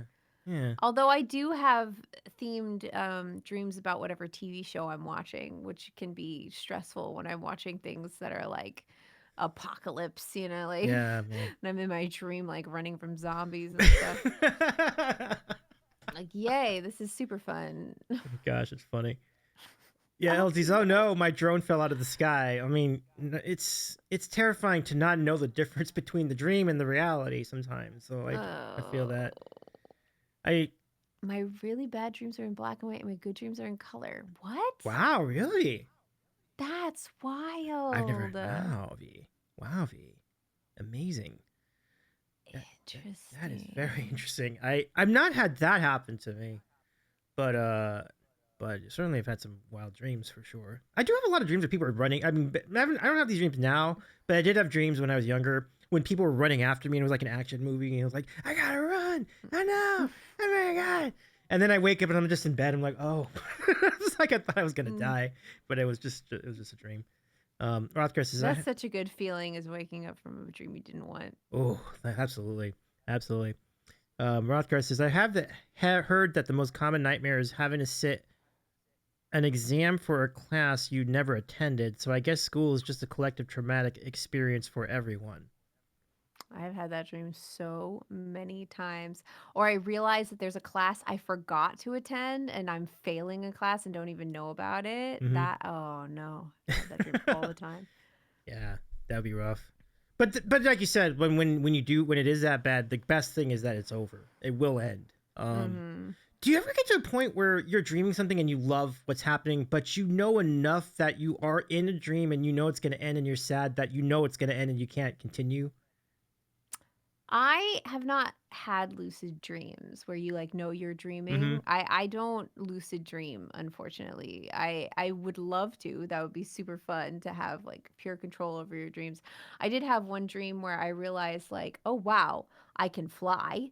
And I remember being very like that was the closest thing that Mm-hmm. I had to lucid dreaming was realizing that I could fly and that that's not normal. And then of course the second I realized I could fly, I lost my ability to fly and I kept jumping off of things and then like landing in the dirt Oh on no. my face. And Oh, no. it was very disappointing because I was like, Yeah. I swear to God, I flew like 5 minutes ago. What's going on? Right, right. But yeah, lucid dreaming unfortunately has not opened itself up to me. Gotcha, gotcha, gotcha. It's interesting that people can do it though. Like I guess it's some other folks have say Steven had. Okay, lucid dreaming is the best. Wow. Yeah. V says, I learned about lucid dreaming at a very young age. It's how I got out of bad dreams or change them to make them less bad until I can wake up. Wow. That's pretty cool of you. That's I'm power. jealous. Like to be able to have control over your brain like that, that's amazing. Yep. Dig I have that. not unlocked that. Not unlocked that at Yeah. all. Magic says, my flying dreams are all like Kung Fu, wife fighting, Hitchhiker's Guide, throwing myself at the ground and missing. Oh, wow. Very creative. That's fun. Yeah. Lucid dreaming or ASMR ability? Interesting question, LT. I don't know. How would you play that, Claire? That's a great question. I wouldn't give up my ASMR for anything, I don't think. I Solid. love being able to experience ASMR. It's like so soothing and it's such a great way for like it's a like critical part of my self-regulation at this point. Mm-hmm. Like my emotional regulation and like keeping cool and chill throughout the day. Like I am listening to ASMR every second that I am awake and not like with a client. Like so I don't think I would give up ASMR ability for lucid dreaming, although that would be really fun. That's a tough call because lucid dreaming would be so much fun, but Yeah. like ASMR helps me fall asleep. So, like without it, and I'm having trouble falling asleep to lucid dream in the first place. So Right. Right. I probably wouldn't give that up. Yeah. I mean, like we know very well of the therapeutic benefits of ASMR, so I think that's solid. Yeah. Yeah. Wow. Not everybody experiences it, and not everybody Right. experiences it to the same level. But like my ASMR is like it's on a level that I don't even think is normal. Like Mm-hmm. like almost every form of ASMR that exists, visual, like auditory, like I get all of it, all of it. Wow. So and it's a big part of my life to Mm-hmm. just like keep me chill.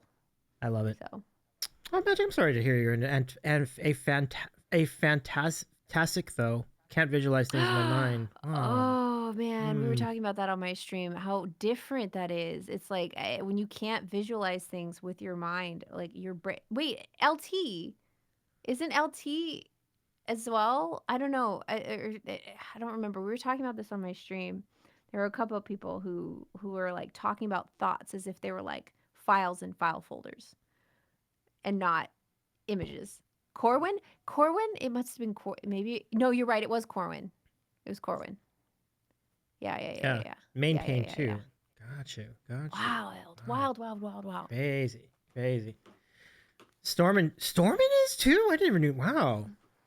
Oh, I'll mention that to Stormin. I'll chat with Stormin about it. Oh, you're not at fast. Yeah, Okay. sorry, LT. I was thinking But- about Corwin. Yeah. Yeah, Corwin is, and yeah, 90s remembering that main pain was too, but Yeah. God, that's just like you Yeah. can't see your loved one's face in your head. I never like I'm a photographer taking pictures of people. Yeah. I see the importance of that, but I never realized how important it would be for somebody who literally cannot see the person's face in their head. The only way they can see them is if they look at a picture. It would be really difficult to draw in that scenario. That's why, I feel for all of you who experience that. But there are artists who are too, aren't there? Or no? How does that work? I would know, but that would be fascinating if one is able to draw without that ability. Can someone who is fantastic. Wow, I did not spell that right. How do you draw? They can draw digitally. Honestly, I really just think up what I want to draw in words, like girl standing, and then just map things out on one layer and then keep redoing it up. I'll say to myself, I'll put the head here and then draw an oval, and then I'll think maybe I'll put the torso here and draw a box underneath it. And if it looks off, I'll have it in front of me to notice. That's so wild. Yeah. Wow. Wow. LT says no worries and plenty of other things, plenty of other isms and things, so it's a wash. Okay, right on. No, LT. John Green, yeah. Yeah. Yeah. Wow. John Green, I think I heard him talk about that once. Mm-hmm.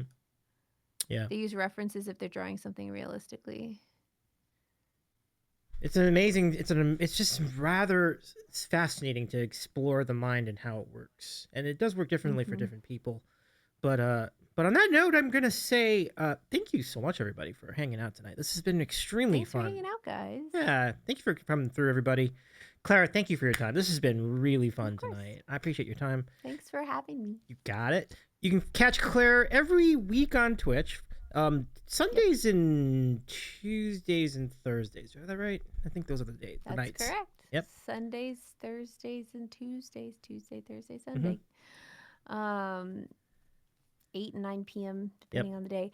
And tomorrow night, for those of you who are in North and South America, I think there is an eclipse, a lunar eclipse happening in the late hours. So if you like that, you got another bean. Okay, I was gonna refund the points for the lineup. We're gonna need to rate out it pretty soon, but I can't for Bean Boozled because people are having too much fun with it. So Jordy, I'm gonna give you your points back for starting lineup tonight, but thank you for your redeem anyhow. We can try to get it on the next stream for sure. So, all right, let's do one more because I did not want to deny. The reason I'm doing the bean is because I do not want to deny Claire another Skittle. So I think it would be good. Thank you. Absolutely. So one last Skittle, one last bean. Looks like it get the tire again. But remember, folks, the good flavor is licorice, black licorice, which is not good either. So this is. Oh no, it's just a fail all around. You don't like licorice? I like licorice, but I mean, I like black licorice better than I used to, but I still would much rather have the red one. It's not a great flavor. Yeah. It's my dad's favorite flavor on the planet, but I'm not. Wow, I wouldn't. Yeah. Well, I mean, I salute him. I mean, I'm glad he can get enjoyment out of that flavor. Yeah. Yeah. Yeah. Thank you, Jordan. I appreciate your understanding. Okay, so North, let's go. Here we go. Ready? Oh God. Oh no. The tire strikes again. Tire is no good. 4,500. Yeah, C-Pic's dad.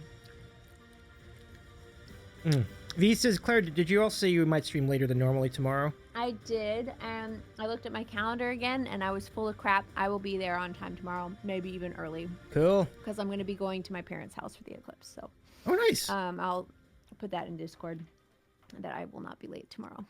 Well, it's cool. It's cool you get to see an eclipse in back-to-back years like this because there was a big one last year, and yeah, it's a lunar eclipse. I don't know if I missed I don't have missed all the lunar eclipses. I was there for the eclipse last year though.